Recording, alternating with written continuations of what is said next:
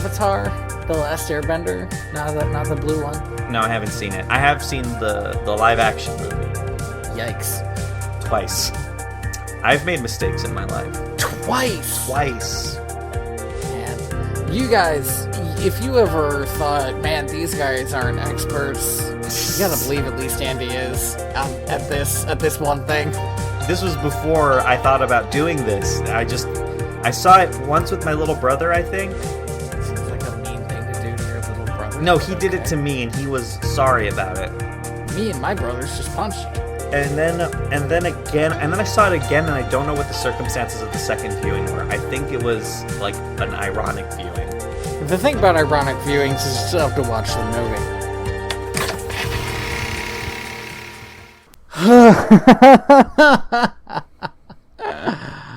Welcome to direct-to-video. VHS? VHS? A podcast where we pair movies like fine wine.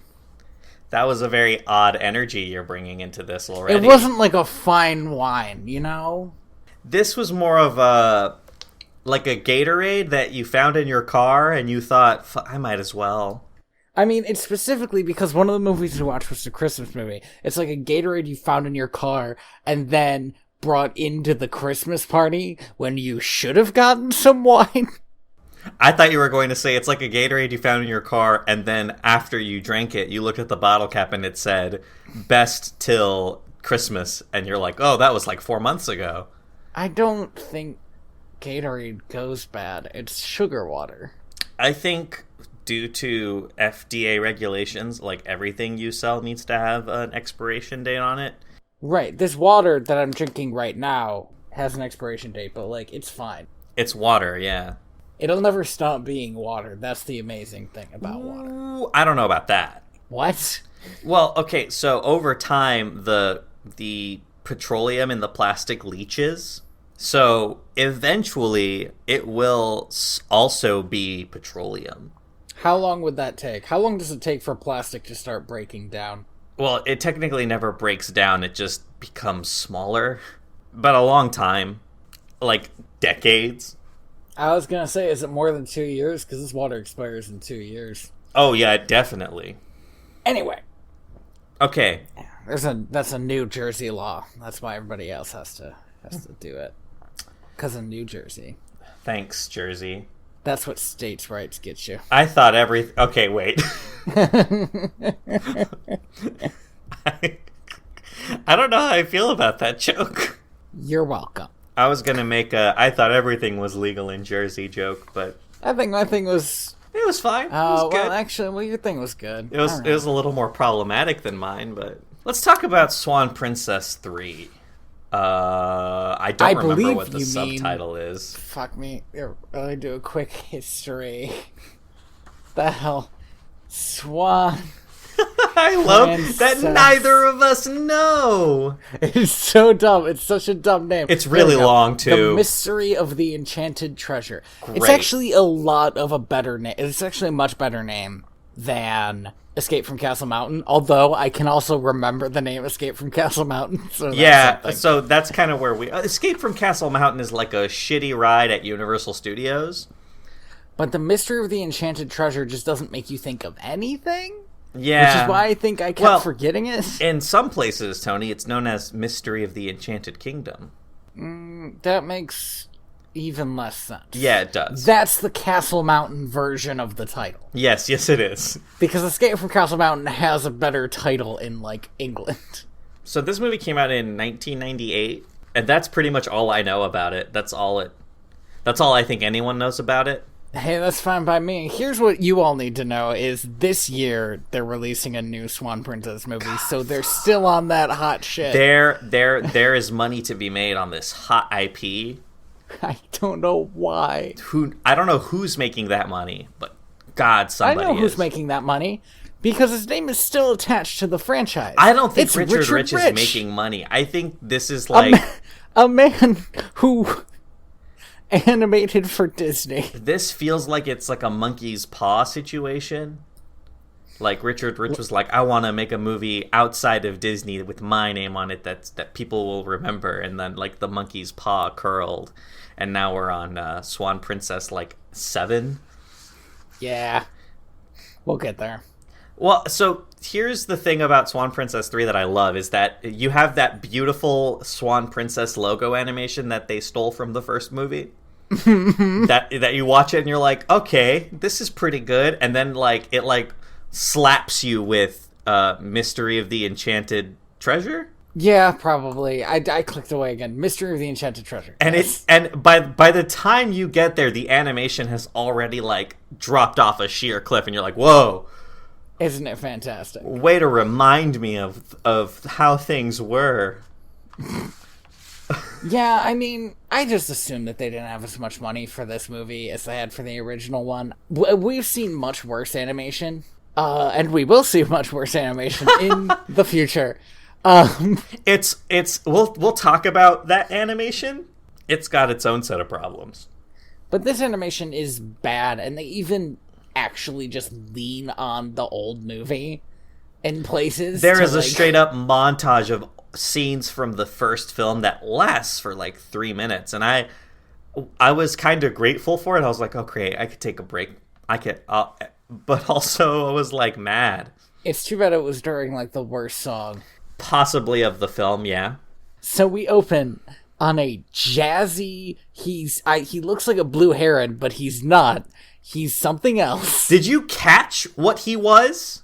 Yeah, I wrote it down somewhere, and I remember getting really mad about it because there are real birds that can mimic people. No, dude, I don't think you understand. A Yankee bird, I think, is just another name for a mockingbird. Oh, really? Yes. Well, I guess I can't get that mad then. I'm still mad because why didn't they just call it a mockingbird? A mockingbird? It would have made more sense. But, like, I immediately do not care about this stupid bird, and he's, like, already completely obnoxious, and then it looks like, for a moment, if you allow yourself this brief fantasy, that he is immediately captured and killed. Yeah, by these, like, disembodied nets start chasing him, which I didn't get. Why are the nets disembodied? Why am I, the audience, not allowed to know who captured him if you're just going to tell me, like, 2 scenes later who captured him?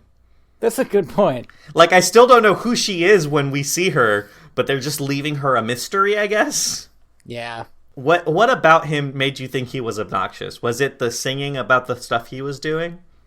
That was bad. He also, like, talked to himself a lot in, like, a voice that wasn't great. Actually, you know what? I'm gonna pull up a chair and sit down for a while, and I'm just gonna talk about this. How come there is no decent animal sidekick in these movies? And they have so many, you would think one of them would, like, strike the mark. Yeah. Or just, like, wouldn't be terrible. The one that's, like... I think the next movie we get a good one.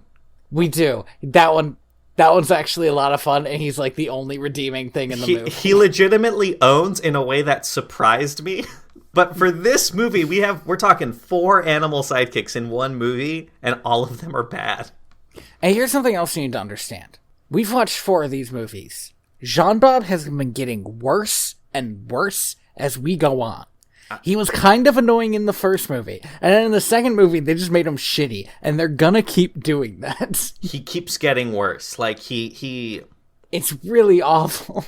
I think at some point, I think this was the movie where somebody just went, oh, he's Pepe Le Pew, and then just wrote him that way. Except, he's not funny. It's just sexual harassment. There is no comedy. Well, I think the reason Pepe Le Pew is funny is because doesn't he get the shit beaten out of him a lot? Yes, he does. Okay. We cut from this This mockingbird does have a name, by the way. Yeah, it's Whizzer, which is a bad name. I did not know that until just now when I looked at it on Wikipedia. I was like, oh, he has a name. That's nice. Yeah, there's a scene where like the Puffin says it like a lot, and so I picked it up. But isn't that like halfway through the movie? No, it's most of the way through the movie. Yeah, and so it's like that. Now's a great time to learn. Like the first half of my notes, I'll refer to it as the bird. I think I just call him the bird the whole time. So They're putting together. We cut to the castle, and we're putting together this like erector set obstacle course and singing a. And then this is something that I caught. They're singing the most foreboding song. It's so like because they say it doesn't get any better than this. Which I'm like that's such a weird. Like, is no one in the kingdom like, maybe things could be better? Maybe things could be, like, a little bit better than this. Like, than putting up a fucking obstacle course? For fucking Festival Day? Like, they couldn't even come up with a fucking fake festival name. They just called it Festivals Day. Here's the other thing that you guys have to understand. This is another 7-minute song. It's so long, and it's all chorus. There's no... And you know what? I'm gonna say it again, because I said it the first time. Bold fucking move. Right? Like... It's not even... I don't think it's a bad song, but the, like, slapstick cartoon comedy is, like, really boring. The problem with the slapstick cartoon comedy is not only is it not very well, like, choreographed, but also all of these characters are like floating around the screen like a PowerPoint presentation, you know, like a kid who discovers in PowerPoint you can make things move. That's what these characters are doing. They're just sliding around and floating to different places for seemingly no reason. It's also pretty clearly just a way to like reintroduce these characters, and the problem with that is I have disliked these characters since that second movie. And, like, I used to like Odette. I remember liking Odette, and I can't stand her anymore. There's a point in this movie where I think Rogers says that she brought culture to the kingdom, and I was like, what the what? Was this her idea? Is that what you're telling me, that Festivals Day was her idea, and before this, nobody had even fathomed celebrating anything? What does that mean? What culture did she bring? Because as far as I'm concerned... The only cultural difference between Odette's kingdom and Derek's kingdom is that Derek's mom is still around and Odette's dad is fucking dead. Which is really weird because they never address the fact that they should really be living in that kingdom. This kingdom has like an excess of castles, I think. There are 3 castles. There's the one Odette's supposed to be living in. Mm-hmm. There's the one Uberta lives in. And there's Swan Lake, which for some the fuck reason... they're still in. Oh, these dumb nerds. Oh, also, I gotta say, though, I wouldn't want to celebrate anything if my queen was Uberta. Are you kidding? Yeah, she just sucks. I don't understand. Here's the thing. They should cut out some of these characters from these movies. They should cut out his boring sidekick, and they should cut out his terrible mom. I need to emphasize that this movie is 71 minutes long. Like, is it really? This movie is 71 minutes long. It is a hair's breadth over an hour. It feels so much longer. Because the thing is I agree with you, but I'm thinking to myself, but if they cut all of that stuff out, you would have like a 30-minute pilot. It's not really a movie. But I guess it's still not a movie even with all this extra shit in it. It's just, it's longer. It's the length of a movie. It's an hour and 10 minutes. They take the time to write an actual plot, maybe. I don't whose job was that? Screenplay by Brian Nissen, who is one of the voice actors. Which one? I don't fucking know. Let me find out. Okay. He's Derek. Oh, fuck that guy. Come on. What? How come Derek's always the hero even though he sucks? Oh, God. There's a point in this movie... right now, actually, let's get there. So, I do want to point out that in the song Better Than This, they rhyme better than this with cease and desist. And that really stuck with me because that's such a long shot rhyme, but they nailed it. Good for them, I guess. I have such a weird love-hate relationship with the music in these movies. On the one hand, the music in this movie isn't insulting. It's the music in the next movie is legitimately insulting. Bad. It's so terrible. It's all like synth pop Christmas music. It really is. It really feels like a movie that came out in the year it did.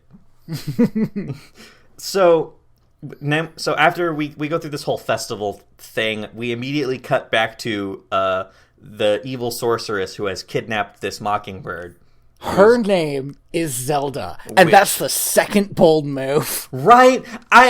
Because the Legend of Zelda definitely existed, I think, by the time this movie came out. For like 20 years. And so, I wouldn't say it existed for 20 years, but it existed. Didn't it come out in the 80s? I think it came out in the late 80s. At least a decade. When did this movie come out? 1998. Oh, I thought this was a 2001. No, okay. no. So, but that could be like 10 years. Yeah, it's definitely like almost 10 years.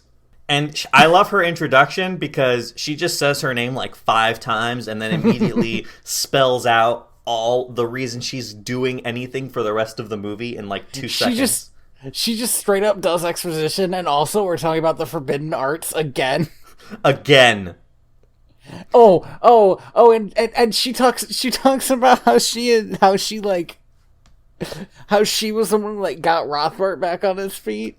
Yeah, that after Rothbart was exiled, she was like, "Hey man, I have a new hobby for you." She was like his rebound girlfriend while he was in between trying to rule kingdoms. And they had literally the most boring supervillain breakup I've ever seen. Yeah, it's not great. So, here's the thing. Her plan, I get it. Her reasoning, I get it. Why does she need the bird? It's unclear. She has this really good magic that can, like, go get anything she wants. That she really doesn't appreciate. Yeah, because it's really fucking good. But she didn't use them to catch the bird. Here's the thing I love about Zelda. Mm-hmm. I kept comparing her to the old wizard in the other one. Yes.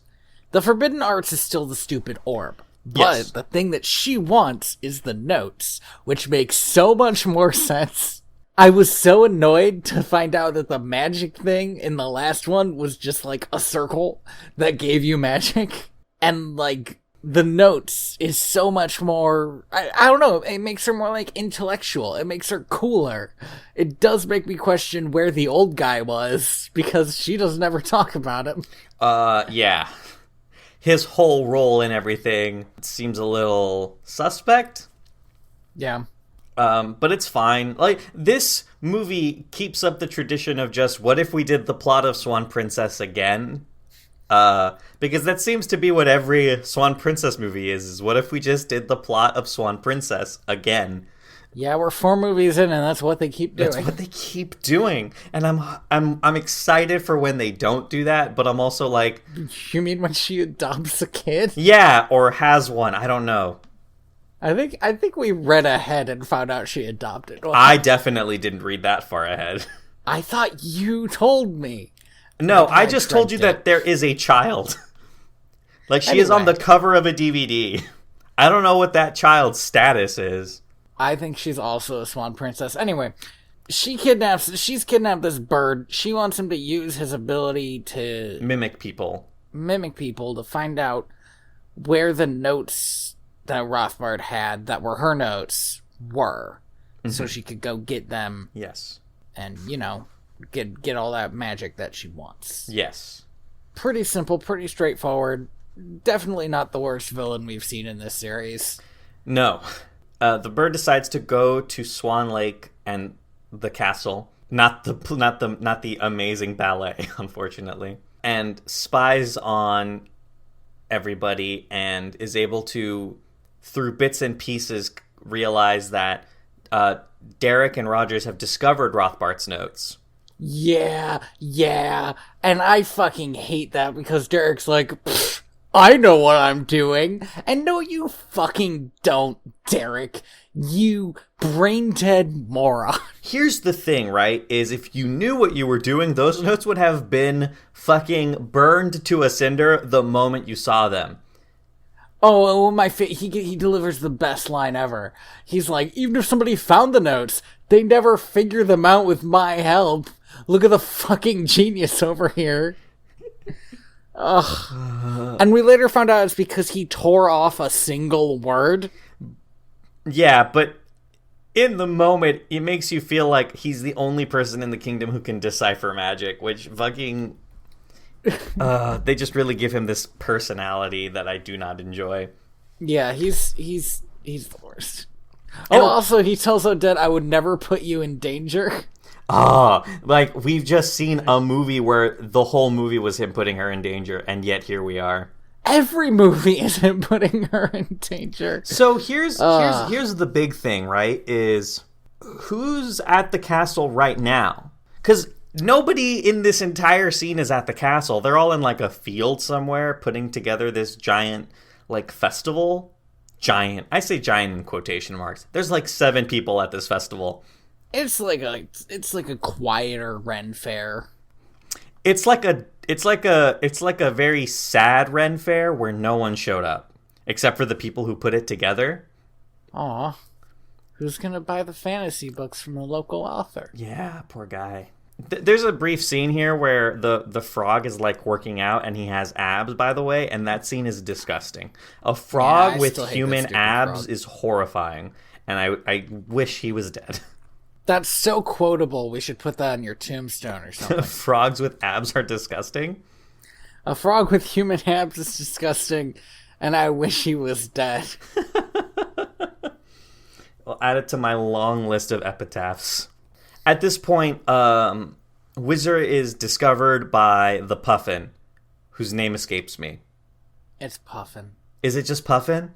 Yeah. Oh. All right. Isn't that, like, really depressing, actually? Doesn't? Because, yeah. Like, the more movies we go through where we have to go, yeah, his name's Puffin, it's like, come on. You guys can't give us anything. Like Sergeant Puffin or something? Commander Puffin? At least give him a rank. Does the turtle have a name, by the way? The turtle has, like, a non-character at this point in the movie series. Yeah, he's really, I guess Speedy. he's supposed to... It's like Speed. Yeah, and I guess he's supposed to be sort of a foil for Jean-Bob, but it never really gets across. Jean-Bob doesn't have a foil. He just sits around and, like, says shitty things. And then, like, Puffin and Speedy are just kind of like, who are those 2 Muppets? Statler and Waldorf? Yes, they're like his Statler and Waldorf, his own personal, like, entourage of people telling him that he sucks. Maybe, but you have to understand that also they're not funny. No, but also they're not, yes, okay. Yes. I think you gotta be careful because that also would make Jean-Bob Kermit. And I have to again say that Jean-Bob is not funny. Yeah, he's not funny. You are right. Although, that does make my metaphor a little apt because Jean-Bob is a frog. Yeah. Yeah. Anyway, a disgusting frog with abs. Well, there's like an aerial chase sequence, and the mockingbird escapes. Yeah, having found out where the notes are, so he's going back to tell Zelda. And so Zelda comes up with an even more brilliant plan, which is that she is going to disguise herself as a racial caricature. Yeah, but like a racial caricature that is hard to find really offensive, I feel like. Yeah, no, it's definitely not like an offensive... I don't know. Maybe somebody finds it offensive. I definitely didn't enjoy it. Like, I found it offensive, but that's not because it was, like, offending me. It's just because I had to be there as it happened, you know? Yeah. There's this short sort of subplot where Rogers is trying to convince Derek to apologize to Odette for keeping the evil magic that was used to turn her into a swan and kill her dad in the castle. That subplot lasts about 2 seconds. Well, but here's the thing. He's like, but why should I apologize? I'm right. And then he sings a song about how he loves her, and that's why he should apologize. Not because he's definitely wrong. He's definitely wrong, and that's why he should. Yeah, fucking miss me with this misogynistic shit. Like, comes to the conclusion that he should apologize just because she's mad. And not because he's wrong. And he is objectively wrong. Also, yeah. I do want to point out, like, just for the sake of the listener, he never apologizes. Like, we get to a point in the movie where he is shown to be wrong, like, 5 times over, but he still doesn't say sorry for fucking up that badly. Derek's like a real creep. Like, that was already kind of true in the first movie. But it seems like in this one he's like a real creep. Yeah. I also do want to point out that the Swan Lake is more of a pond. It was definitely a lake at first. Like, in the next movie, the geography of the entire castle is laid bare, like a bad Christmas. That's not Swan Lake decoration. Yeah, it is. They spend most of the movie at the other castle. No, but at the beginning of the movie, we fly over Swan Lake. Oh, do we? Okay. Yes, we do. And that lake is very small. Okay. And then in this movie, they're constantly just running along the top of it. Also, there's no rivers leading into the lake, so it's not a lake. Is that how lakes are defined? Yes, a lake. Yes, that is exactly how a lake. If otherwise, it's just still gross water. Maybe there's an underground river that feeds into it. Have you ever come across a still water pond? They smell disgusting. That kingdom must smell fucking rank. Maybe that's why the castle was abandoned. I shouldn't get mad at this, at the lake? Yeah, at this point, 20-year-old movie for not having a proper geographical topography for this kingdom. But I'm just so mad about this lake, and I just maybe because it's something I can talk about in a way that's tangible. A lot of the reasons why I'm mad at this movie is just because it's bad, but you can't just say that it's bad. Well, I'll tell you why it's bad. The queen gets a subplot. Oh right, fuck this awful she gets a character. Subplot where she wants to dance. She wants to secretly dance as not the queen, so that she can get a trophy. What does she want to do, the tango? Yes. She wants to do it with Rogers. And this is a whole thing because Rogers is now completely fallen for Zelda. By the way, Zelda has conned Rogers into giving her a tour of the castle, and Rogers is one of 2 people who knows where her notes are. So, good for her, I guess. So, here's the thing, right? She uses her real last name. She does. Which makes me realize that nobody knows who she is. Including Bridget, who definitely should? Yeah, it's crazy. Because Bridget is a reformed villain who worked under Rothbart. There's no reason that she shouldn't know who Zelda is, except that they, I guess, decided she doesn't. So, at this point, Derek goes and apologizes to Odette. And then Odette's like, we should burn them tonight. And then Derek says, nah, we'll burn them after the festival. Why wait? Yeah, how long does it take to burn some notes? Right? You make a night of it. Make some dinner and just burn them together. Have it be romantic if you want. But he acts like it'll take so much time? As though you can't light a match. Just do it right. Fuck it, dude. Just pull them out and do it in front of her right now. That would have been a romantic gesture. Anyway, he doesn't. At this point, yeah, he doesn't, obviously. At this point, somebody calls Zelda an accordion slave, and I still don't know how I feel about that. I mean, I don't... Definitely not good. Okay. I guess I'm wondering, is that bad? I just don't like it. I don't like how casually... Because it's not... They don't emphasize it. Somebody just says, I think it's the queen is why are you sad about the accordion slave? And I was like, whoa, this feels like a little much. Okay. For this dumb happy kids movie to just kind of call somebody an accordion slave. It's just the way you say accordion slave. The more you say the words accordion slave together, the more it sounds like a racial slur I may not have heard of. I don't know. I just know that I personally don't like the words accordion slave. I think maybe what it is that accordion is such a long, ridiculous word to put in front of slave.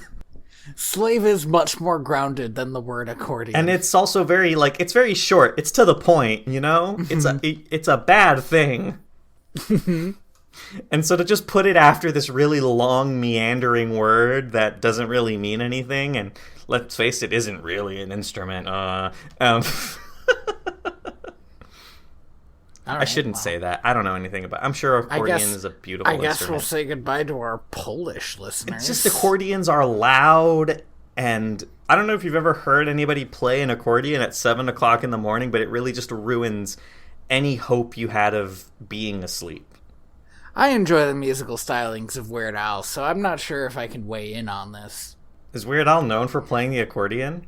Yeah, dude. Oh. I think in every one of his albums there is a polka version of pop songs. Huh. It's like a mashup. I'll send you the Hamilton one. I thought he was famous for, like, playing the sax. No. You can't sing while playing the sax. How would you do the lyrics?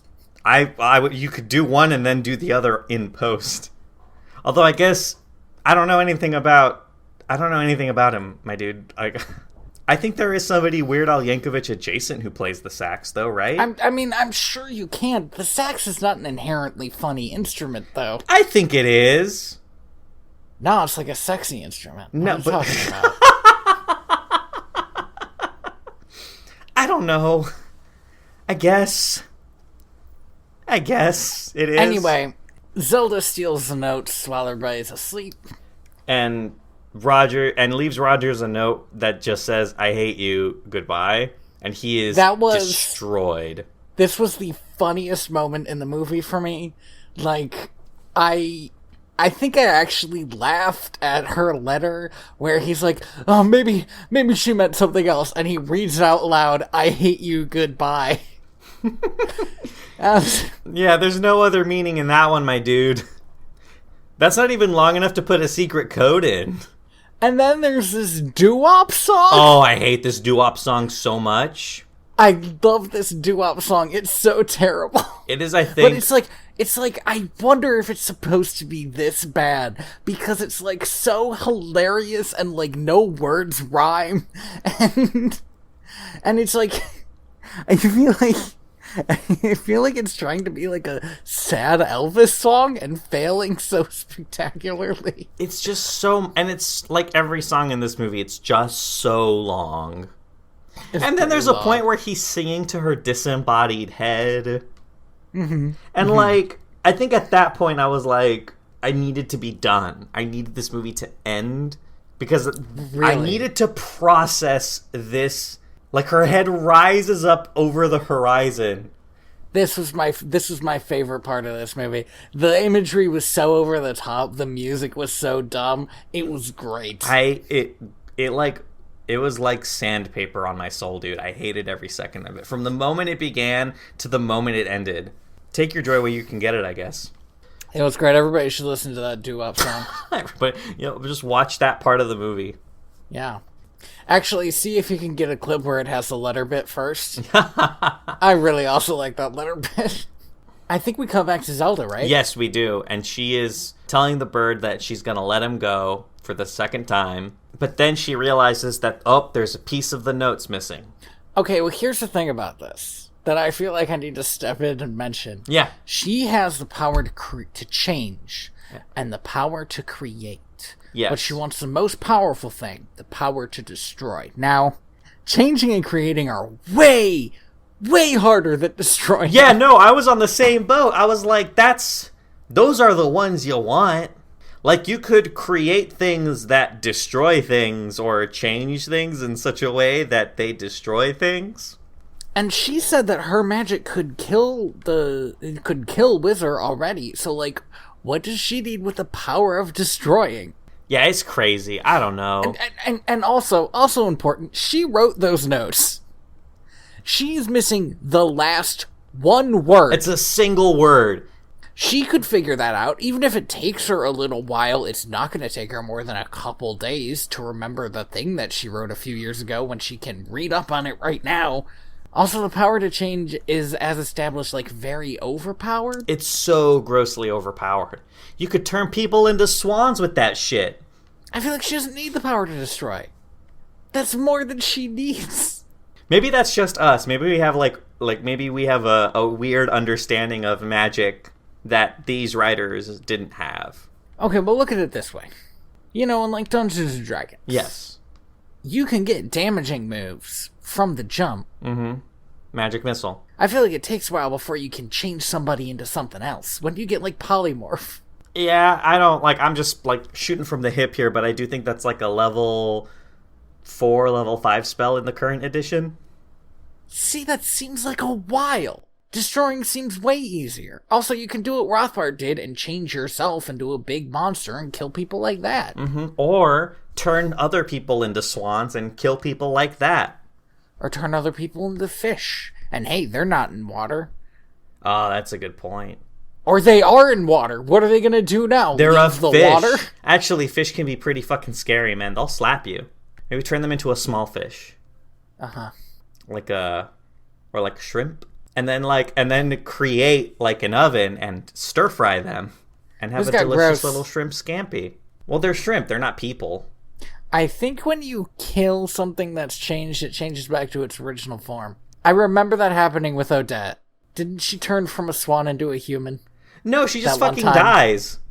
The first time? Are you sure? Okay. Yes. I don't remember. It doesn't matter. We're getting slightly off track.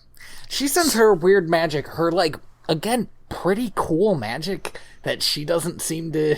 appreciate. She doesn't appreciate it. Let's be real. She doesn't have to get up out of bed. So I don't know if we defined it. She has like a search and retrieve magic.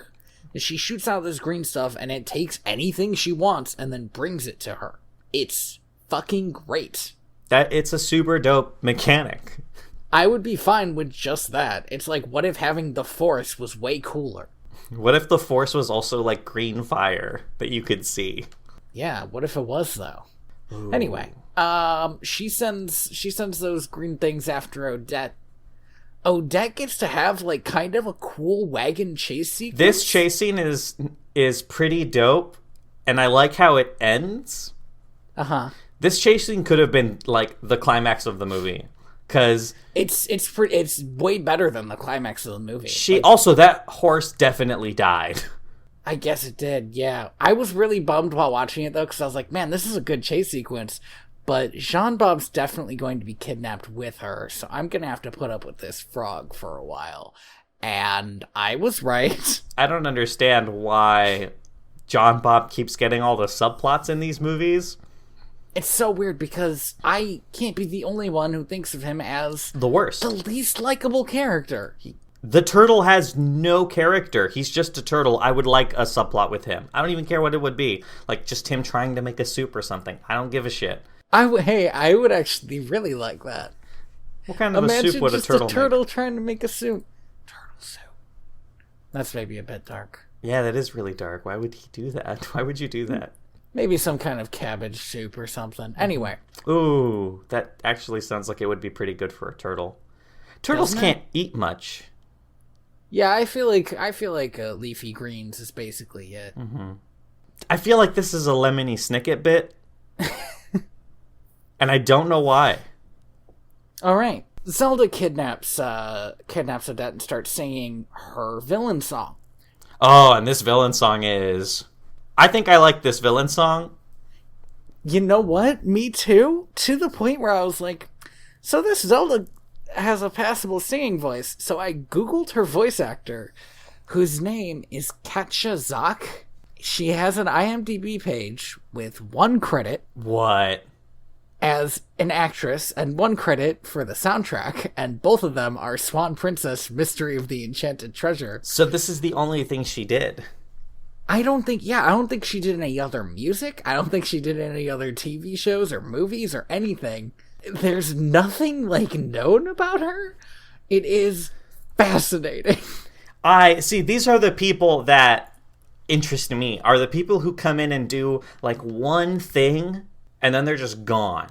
Like the guy who was Go ahead. If you go into the Richard Rich wiki, it claims she is a retired Dutch-American actress who voices Zelda, but I'm not sure if you can call her retired if she never actually worked as an actress. Well, she worked on 1 movie and then she called it. She was like, I'm done. This is my magnum opus. I'm retired. Coming out on top. Fuck yeah. But yeah, no, like she nails the song. It has like this kind of like butt rock tone that I'm into. Mm-hmm. It doesn't last overly long. It's got a purpose. And stuff is happening. Here's my favorite thing about this song, is that stuff is happening while she's singing it. I think it's the best villain song we've heard so far in this series. Yeah, in this franchise. It's really good. I remember not liking the Rothbart villain song, even though I really liked the animation that went along with it. Yes. Which, if you remember, was him conjuring and then beating up all the heroic characters. Yes. Good imagery, bad lyrics. And I hated the other guy's villain song, which was in which he summons the shape of a guitar. Yes! And starts playing it. Also good imagery, bad lyrics. But like, I actually really like Zelda's, which is interesting because, again, don't know anything about her, can't find anything about her. Just this. And so and this is the thing about Zelda that I like as a villainess. She shows up, she has her point, and then she does the thing. Her methods of doing the thing are questionable, but she like sticks to her plan. There's no improvising on her part for most of the movie. Mm-hmm. And it works out pretty well for her. Only because Derek is a huge dumbass, but she accounted for it, so good for her.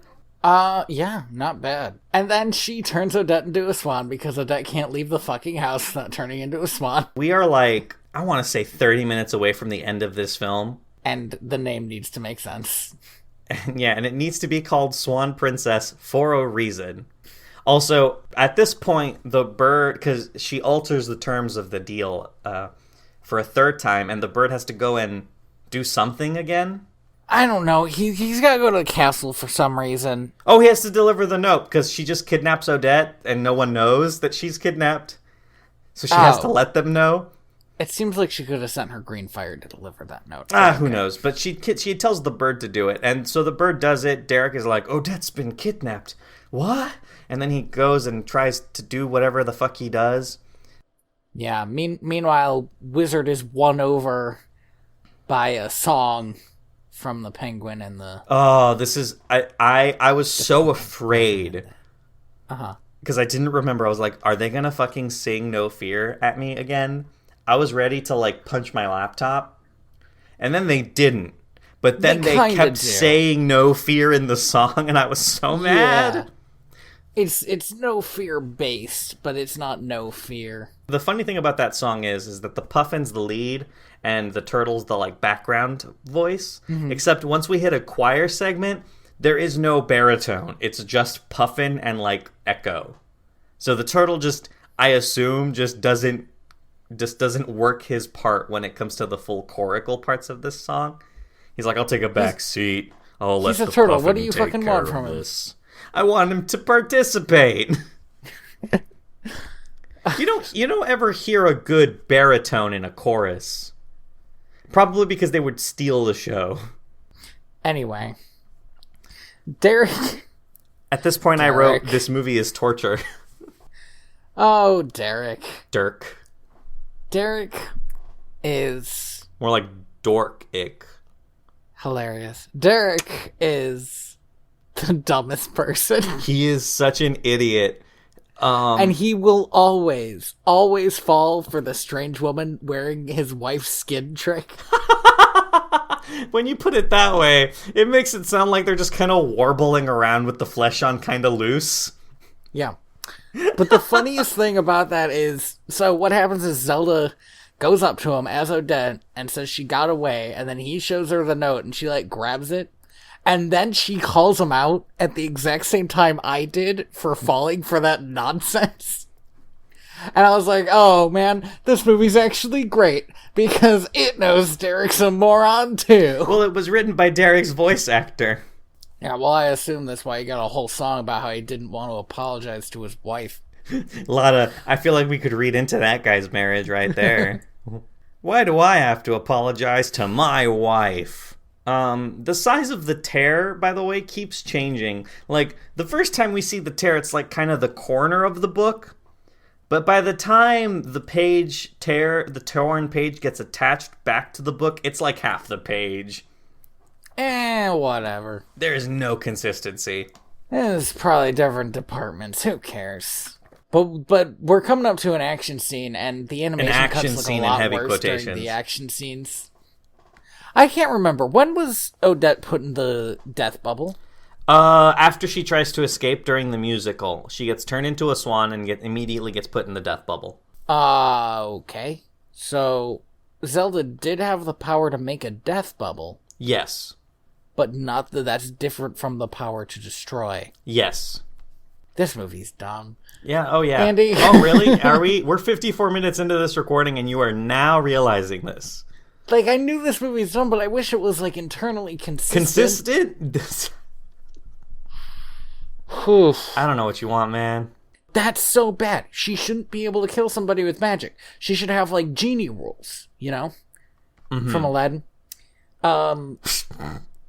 Yes. You know, from Aladdin. Yeah. That way, or from Aladdin 2, The Return of Jafar. Mm-hmm. That way, Aladdin 3. No, not Aladdin 3. I'm thinking specifically Aladdin 2 because Jafar's there as a genie and he can't kill anybody. Oh. Okay. It's because I think Aladdin 3 is the one with his dad. It is the one with his dad. Okay, cool. I remember reading on Twitter somebody listing like Disney characters that they thought were hot, and I think Aladdin's dad was on there, and I was like, really? Aladdin's dad? Aladdin's dad just looks like a chubby oh gosh, who's the guy from Gargoyles? Who's the bad guy in Gargoyles? I don't know. Xanatos? I was going to say Keith Richards or Keith what's his name? Keith, but he's the main character. Is Keith David. David. Is Xanatos. No, I mean the human villain? Not the actor, the actual the character. I think it is something like Xanatos or Xanator. I have Googled it. The character's name is Xanatos, and if you Google Xanatos and then you Google Aladdin's dad, they look like the same guy after 20 years, and maybe Aladdin's dad's a bit chubbier. Or he's wearing looser clothing, it's unclear. I think it might just be like a looser clothing aesthetic, but who knows? So, this action scene happens. If you could call it that. I'm sorry, I was talking about Aladdin's dad. So, this action scene happens where, wait. I believe I would like to continue our conversation about Aladdin's dad. Why? No reason. I found a picture on DeviantArt of just a bunch of Disney dads standing together. So that's something that exists. Okay, why don't you link me to that? Just because now that I know it exists, I kind of have to look at it. Sure. It's not like terrible or anything. It's just like... Is it?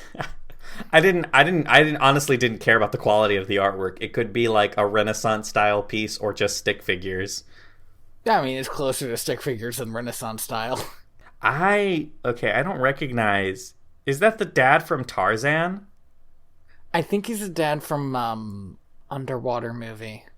Atlantis? No, that's not him. No. Not the... Oh. Okay, this guy up in the corner with the suspenders? Yeah, because I don't recognize him. That might be Tarzan's dad. Huh. Why is he there?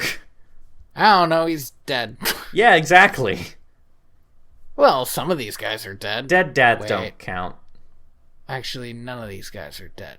I was going to say, I thought all of them were pretty much still alive. I guess they're not. At least by the end of their respective movie. Does the Atlantis guy survive? Oh, no, he dies in the middle of that movie. Never mind. Like at the climax, he biffs it. I can't remember Atlantis because even when I was like younger, it was like weirdly uncomfortable to watch. I think my problem with Atlantis is I always fell asleep while watching it. I've definitely seen the whole movie, but in like chunks. It's boring and also problematic. Definitely some of Michael J. Fox's best voice work, though. Like, Milo Thatch is a efficient character. Can I talk about this action scene now, or do you want to talk about Aladdin's dad some more? I don't want to cross any lines. Yeah, go for it, man. So this action scene happens, and the kind of the flow of the scene is first they get Odette to escape from the death bubble. Right. You can, like, throw a rock in to make a hole. Yeah. Derek kind of, like, shoves his sword in the air and runs in a direction and then is immediately disarmed. The bird imitates Rothbart because he knows what Rothbart sounds like. I call foul on because he definitely never heard Rothbart. Good pun. You call foul? Yes, foul and foul. I'll pretend I meant to make that pun. Yeah, I assume he heard his voice during Zelda's flashback. That's the flashback, my reasoning. That's the only time that he interacts with Rothbart in any way in this movie. Which begs the question, why does Zelda need him if she can do voices that well? Right? So he distracts her, and so Derek doesn't get killed, and then she fires a Death Seeker at Odette, and then finally Derek gets up and like tries to kill her, and he breaks the wand, but not before Odette gets murdered as fuck, and she dies. She's utterly destroyed. Oh no. How sad. And then Derek gets real sad about it, and he starts breaking some rocks with his sword, because maybe next time he'll destroy the evil magic shit the moment he finds it, because he doesn't put his wife into danger. But... And then we get to my least favorite part of the movie. You mean just like the dumbest... I tried to think of a dumber plot device than this, and I can't. It's so unsatisfying. It might be the dumbest thing I've ever seen, just as far as storytelling goes. There's nothing... They just gave up. They just gave up. Like they wrote themselves into this corner, and instead of going, all right, what if instead of killing Odette, she barely makes it out alive? Because that will be satisfying. Why do they think they need to kill Odette all the time? It's really hard for Odette to survive a movie. And every time she dies, she just comes back stronger. Like she's looked death in the eye at least 3 times. I mean, sure, she comes back stronger, but I'm afraid she's bringing something with her. That's probably why Rothbart can come back in the next movie. No, he can come back because of this other mystical item that's just lying around in this fucking castle. That seems to be lying around in the other castle? Yeah, I don't know. So what happens is they set this... Derek sets this... the papers. The plans on fire. All it is notes for how to make a magic thing. Mm-hmm. It's not even a magic thing. Right, it itself is not magic. It's notes to do magic. He sets it on fire, and then the fire turns into this, like, phoenix... It's a swan. I know, Tony. but like it's made of fire. It turns into a fire swan, which at first it's I a thought... rebirth scene, so I was thinking like a phoenix sort of thing. No, it's... I know. Listen, I know that you know what symbolism is, and that I know what symbolism is. And we both know that phoenixes exist in myth, but unfortunately, these guys just thought fire swan. That'll explain everything. Magic? That explains everything. Odette just comes back to life. And that's like the end of the movie, but there's still like 10 more minutes of shit that happens. Because this movie has to be over an hour long. They do the what do they call it? Festival day stuff. And we are introduced to the best character in the entire movie, Rock Chuckney. His name is Rock Chuckney, and I love that name so much. He's not a... Okay, well, here's the thing. He's not a good character. Oh, no, he's a good name. He's not even a character. I just love the name Rock Chuckney. Rock Chuckney's a great name. I mean, he sounds like... If I wrote an episode of Psych, and I needed to have a character who was like an 80s that action could star... Be a Psych name. Yeah, his name would be Rock Chuckney. And he would be Gus's like favorite 80s action star. It also kind of sounds like a Friends at the Table name. Definitely. For like Bluff City or something. Anyway, at just a hair over an hour long, the movie finally ends with Odette asking Derek to promise her that he will never allow anything magical to happen in their kingdom ever again. To which Derek says, I can't promise that because as long as you're here, it'll always be magical. And like, I get that he's trying to be romantic, but hey, dumbass, still promise her though? And then also say sorry. She died like 3 times because of your dumb bullshit. Because of dumb, stupid magic shit? So, like, maybe apologize, though. Instead of, like, flirtily skirting the promise, you just say out loud, sure thing, babe. I won't kill you again. I won't be a bystander to your imminent death for a 4th time. Which he isn't, to be fair. To be fair, He keeps that promise. Technically. I'm really excited to talk about this next movie. It's Swan Princess 3 is boring and not well put together, but at the end of the day, it's kind of just exists. Yeah, it's like fine. I had to watch it twice, and I didn't hate everything. But oh man, this next movie. I would describe A Swan Princess Christmas, which is again a very boring title. Mm-hmm. I would describe A Swan Princess Christmas as a movie with hills and valleys. And there's some hills. I would say hills and deep canyons. Deep valleys. There are like 2 hills, and there's like the Grand Canyons in between them. There are moments when I thought this movie could not get any lower, and then something else happens, or I see something else that just blew me away. Yeah, it's astounding. So here's my first problem with it. If you're ready to get into it, okay. I wanna briefly just throw some trivia at you. Yeah, hit me. Is there trivia for this one? There is. So, okay. So, first of all, this movie came out in 2012, so that's like a good 14 years after yes, the third I remember one? because we looked this up once, and we're like, why did this happen? And I don't think we ever got a definite reason. I don't think there is an answer for why this happened, but know that it did. Okay. So, the voice of Derek in this movie is a guy named Yuri Lowenthal. You know who Yuri Lowenthal is because he's the voice of if there is a Russian dude in a video game or a cartoon, he is that guy. Or if you want like a kind of like a broody bad boy, he's that guy, or a child, he is that guy. So, I'm just going to run you down real quick the some of his most famous things that he's known for. He's Sasuke in Naruto. I don't know who that is. He's Ben Tennyson in Ben 10.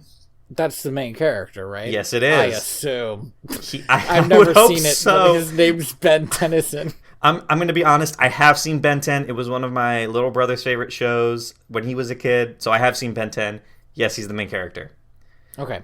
He voices the Prince in the Prince of Persia game. He voices Alucard in Castlevania. He voices multiple characters in the Persona series. Peter Parker in the Spider-Man game. The new one? Yeah. Oh. That's interesting because you know what? We talked about this a little. I can't remember if we just talked about it or if it was on the podcast. But Laura Bailey. Yes. Is Odette in this one. Yes, she is. And she's MJ in the Spider-Man game. So we have 2 very high-profile voice actors in what I can only call the easiest dollar they've probably ever made.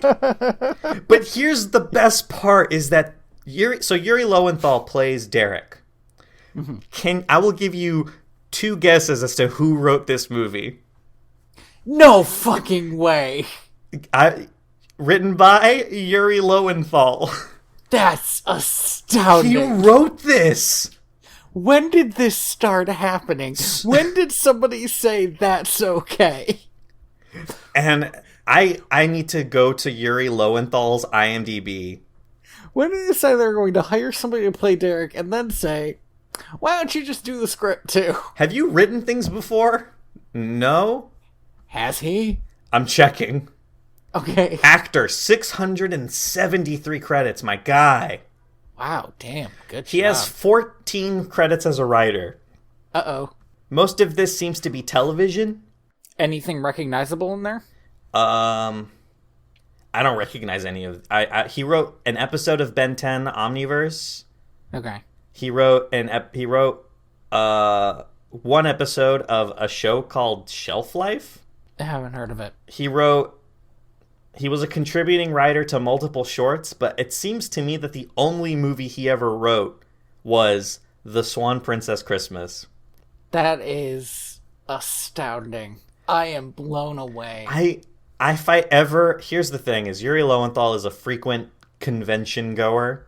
If I ever go to a convention and meet him, I'm going to ask him questions about this movie.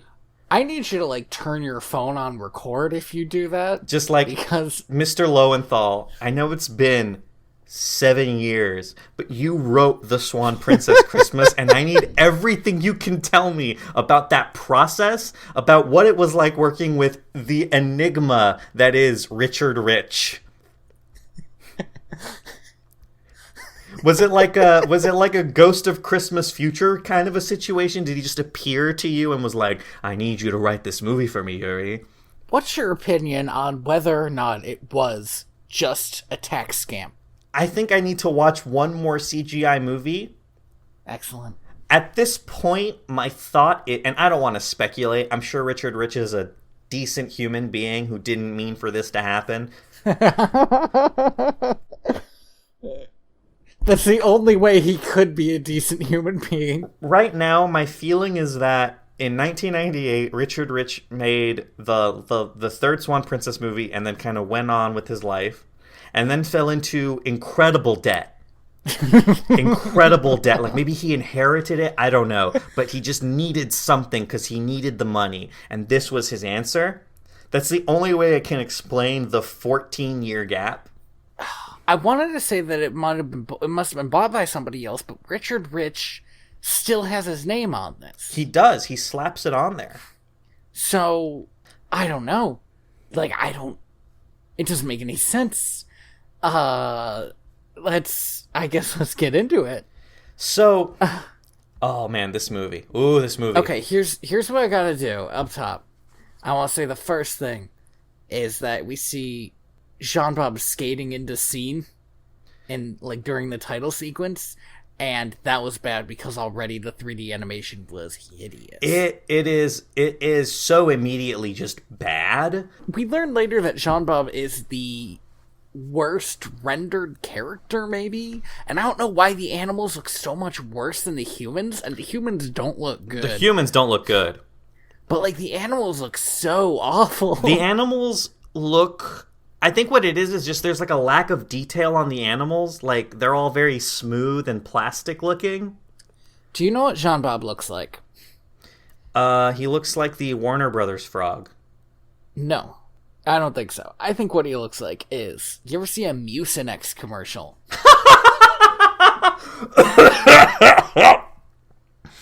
Oh my god. Yes, I know exactly what you're talking about. There's a ball of phlegm in the Mucinex commercial that looks exactly like this cartoon frog. Hey, that phlegm has a wife and kids. Don't bring him into this. Don't compare that hard-working snot to this awful CGI monstrosity that I hate. So, really the most upsetting thing that happened early on in the film is that I didn't immediately hate it, because I liked the setup of the Christmas tradition. As far as fake Christmas traditions go, it's like... It's a good fake Christmas tradition. It's, like, pretty good. But then I realized that the reason I didn't immediately hate the film was because Rogers talking to the screen on a black backdrop meant that I didn't really notice how bad the animation was. And when the actual movie started, it got so much worse so quickly. I will say this about Rogers standing in front of a black background, just narrating to the viewer. Bold framing device. Very bold for, like... It so, like, singles out him as, like, the objective truth of the movie, which is insanity. Which he's not. He is definitely not that.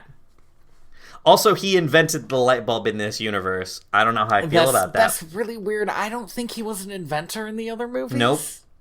They just throw it in this one. I don't know why. Yeah, so that's weird. They have it like that he's tinkering with stuff all the time, but he's never done that before. I will say, though, with you, I was with you. I did not hate this movie at this point. Right. So that actually, like, that struck me, kind of, like, unsettled me that I didn't hate it immediately. And then... Should we explain what the fake Christmas tradition is? Because it's... Yeah, I wanted to, because it's interesting and also, like, really dark in one scene. Yeah. In one corner, like 1 millisecond. The tradition is, at Christmas, they build these ornaments that depict nice things people have done for each other over the past year. And then they hang them on the royal Christmas tree, which is huge. And that's just it. It's like a nice little tradition, so your ornaments mean something. Yeah, and it's like a community thing, so it's like that's like another added level of niceness. Now, one of the things is Uberta comforting somebody at a grave, which is like a weird thing to hang on a Christmas tree. My first thought was, oh, Uberta killed that child, that child's parents. Actually, no, that's not true. My first thought was, oh, that's Uberta comforting Derek at his dad's grave. But it is not. But it is not, because it happened that year. Uh-huh. So Uberta definitely murdered that child's parents. I mean, it's possible. It's easily possible. So then, immediately, after I was like, wow, I don't hate this movie. You just get bitch slapped with this soft rock jingle song. Oh, like right in the teeth. And immediately my thoughts went from, all right, this is weird but interesting, to fuck this. This is the worst. I hate everything about this movie. Immediately. I don't want to be the guy who says I hate Christmas, but I hate Christmas. Like, I hate the holiday. I hate the reason for the season. If anyone is waging a war on Christmas, it is me as a singular person. I fucking hate that holiday. 90% of that hatred is from the music. This, like, weird, like, synth pop, like, genre of Christmas music that we've been getting since, like, 2008 is the worst genre of music to me. It's pretty gross and bad. And it's just so, like, it infests you like a virus. And this movie is filled with it. Like, they aren't satisfied. There's not a song that isn't a synth pop Christmas song. Everybody has, like, auto-tuned voices. Yeah. In a way that's, like, really obvious, and none of the characters are playing instruments, and music does cut in whenever anybody starts singing, which is usually fine, but not when, like, they're singing, like, they're actually also... You know what I mean? Like, they're singing 4 concerts, and somebody should be playing instruments if I'm hearing instruments. It's not... It's not a musical. It's part of the plot of the movie. It's not like when Simba starts singing, I Just Can't Wait to Be King, and suddenly music starts up, and I'm not suddenly, like, out of the movie, like, whoa, how'd that happen? Lions don't know how to sing. It's different, because it's, like, grounded in, we're setting up a concert. Or, like, people are singing Christmas carols because they're singing Christmas carols at Christmas, but there's, like, always bad music behind it. And, oh, you mean those 4 fucking quartet dudes whose voices are magically auto-tuned, and also they get a background track while they're singing? Those guys are the guys who made me want to destroy Christmas, which I never wanted to do before. I will say, like, this is a bad movie for me because I do not like Christmas movies for the most part. I think, like, I like one Christmas movie, and that's a Charlie Brown Christmas. A Muppet Christmas Carol. I like 2 Christmas movies. Charlie Brown Christmas and A Muppet Christmas Carol. Good times. But other than that, like, the entire holiday, I could leave it. I don't really need it. I just hate it so much. I feel like I gotta step in here, because you're being, like, a real bummer on our comedy podcast. No, I understand, but I think I need to just point out, like, my reason for hating this is both from, like, an anxiety perspective, like, the anxiety that comes with, oh, it's the season where I need to, like, prove that I like people by giving them things that they don't really want or need, but if I don't do it, I'm the asshole. And then that ties into my hatred of just this consumerist culture. I'm not going to try to pretend that Christmas is a religious thing. It has never been a religious thing. I think for me, the religious part of Christmas happened like the Sunday before Christmas. Now that that's out of the way, we can move on. Okay. So we meet number 9. Who is the best character in this movie and has the coolest name. My favorite character. And what's great is that immediately, as soon as we see him, number 9's a black cat, and as soon as we see him, we hear Rothbart's voice, and that's when you realize they're using the Christmas movie to reintroduce Rothbart. Yep. And it's the thing that I genuinely love about this series is they keep on coming up with bad ideas and just going for it. I will say this. I am proud of Swan Princess for taking the fourth movie as their Christmas movie. Every other series, I think, has gone for the second one. Like, the second movie is our Christmas movie. Well, I don't think they were planning on doing a Christmas movie, but then 12 years later, I guess Santa Claus showed up or something. 14 years later. So much life happened in those 14 years. Yes, 14 years is a ridiculously long time. Like, who is this movie for? What an excellent question. People who were kids when they watched Swan Princess? But now they have kids. And they want to show them this terrible movie that I guess they found in the dollar bin? They were like, oh, I remember Swan Princess, and it's Christmas, so let's watch this with our 5-year-old. Oh, my heart goes out to the parents who showed this to their like baby, and this became the movie their baby got obsessed with for like a month. Oh no! Because babies do that, where they have to watch this movie or they're just awful. So there is a person out there who did not realize that they were loading a gun and pointing it at their own head when they bought this movie. So then the first thing I really hate happens. The plan is for number 9 to stop the cart with Derek and Odette on it. I guess so that he can catch a ride or something to the castle. Yeah. Okay? He does this just by sitting in front of it, but he ends up, like, frozen. Mm-hmm. And Derek and Odette, who are both heroic characters, like, make a joke about this frozen cat and leave it to die so they can make out. They don't... and we're going to talk about the kissing later, but it baffles my mind that these are supposed to be our heroes, and they don't help a cat. If I saw a cat literally frozen, I would hug that thing. I don't even like animals that much. They seem to immediately decide that the cat is somehow villainous, and also not a threat. Which is profiling. It is profiling, because it's a black cat, literally. It's just like... I don't get it. It's such a weird move. I do feel like we really skated over the fact that this cat is called number 9 because that's the life he's on. Yes, actually, yeah. He's got one more life left, which is why he's made a deal with Rothbart to bring him back from the dead. Which is such a cool, first of all, cool lore, dude. Like, I love that.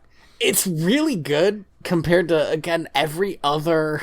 And this movie, animal character? This movie's gonna hit some really low lows when it comes to their magic rules, but I love the fact that cats do have 9 lives canonically, and that this cat remembers those deaths vividly. I think he says something like 7 of those deaths were for crossing people's paths. Yeah. Like, I love that shit. That's some good writing. Good job, Yuri Lowenthal. Well, let's not give Yuri too much credit yet. Oh, don't worry. We'll take it away when we have to. I want to talk about this kiss that Derek and Odette have. Okay. Because the CGI in this movie is not great. True. Watching these 2 CGI models kiss was the most uncomfortable. I've seen Sonic kiss a human woman. I have seen the fires of Orion and battles off of Neptune. These 2 CGI models... I have seen... faces without skin mashing teeth together in Assassin's Creed. This was the most uncomfortable kiss I have ever seen in my entire life. It was like watching 2 like slightly moist piles of Play-Doh slap against each other, and then they had like a surprisingly wet kiss noise just overlaid on top of it. It was so gross to experience. If you got ASMR from any of that, you're a pervert. From any of my or the movie? Either your description or actually hearing it. I think either would work. So, and there is so much kissing in this movie. There's a shocking amount of kissing because you're right. The kissing's not any good. And kissing's already very hard to do in animation. Especially in CGI. And they don't make it... They don't make it. It's bad. They don't even hit Uncanny Valley. They stop far short of Uncanny Valley. It's just bad. They don't get that far. It's just like bad and weird and gross. And boy, do they do they show a lot of characters kissing. So, Odette and Derek get to Uberta's castle, because that's where they're going to celebrate Christmas. And Derek says that during Christmas, there's actually 2 Ubertas. Regular Uberta and Christmas Uberta. And for a brief moment, I was really excited that he was going to have twin moms. I was like, whoa, this is crazy. But no, in fact, it just turns out that his mom is like a white suburban mom, and when Christmas comes around, she goes a little bit crazy, and that's the joke. Uberta being a bitch is not a crazy character change. Yeah, she kind of already sucks at, like, she's kind of already awful. It's just now she has an excuse for why she's awful. Mm-hmm. That she never had before. God, I wish he had 2 moms. And not like as a like representation thing. I just wish his mom had split into like an evil and a good version on Christmas, but only on Christmas. Like blue Superman and red Superman. I get it. Yes, like that. What a weird pull, but exactly like that. We also get another brief moment where Derek recognizes the black cat that's been following her around and refuses to help it again. Yeah, this dude sucks. Mm-hmm. That's the thing, like, in each movie, it's like Derek starts sucking more, and it's, like, super weird. Derek always sucked. I just really need you to understand the hilarity that comes from the phrase, Derek keeps sucking more. Look, man. Just... That's your mind. That's your No, fault. you're a writer. You knew what you were doing. Alright, fine. I'll own up to it. Maybe I was trying to get an easy laugh, because it's gonna be hard. Because you can't bleed a rock, Andy. And we've been given a rock. So one good thing about CGI is that this castle is chock full of people. I guess that's nice. But also, other than people inside of this castle, is a big-ass fucking box with a red R on it.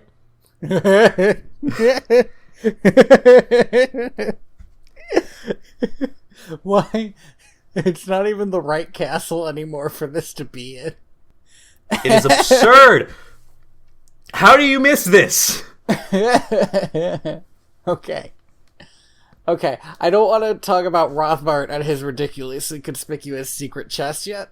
What I want to mention is there's this star.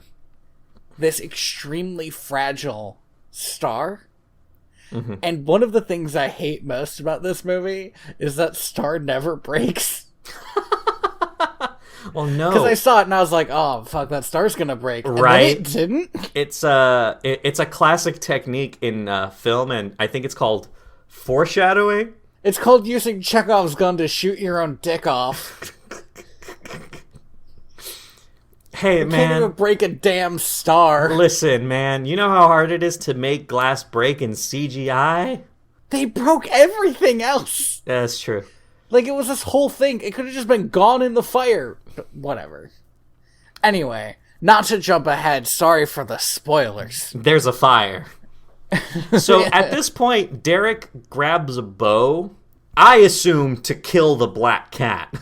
Because I think that at this point, him and the other guy, whose name escapes me, his best friend. Oh, I don't remember his name either. Not LeFou. Not LeFou. Derek and Not LeFou go to LeFake.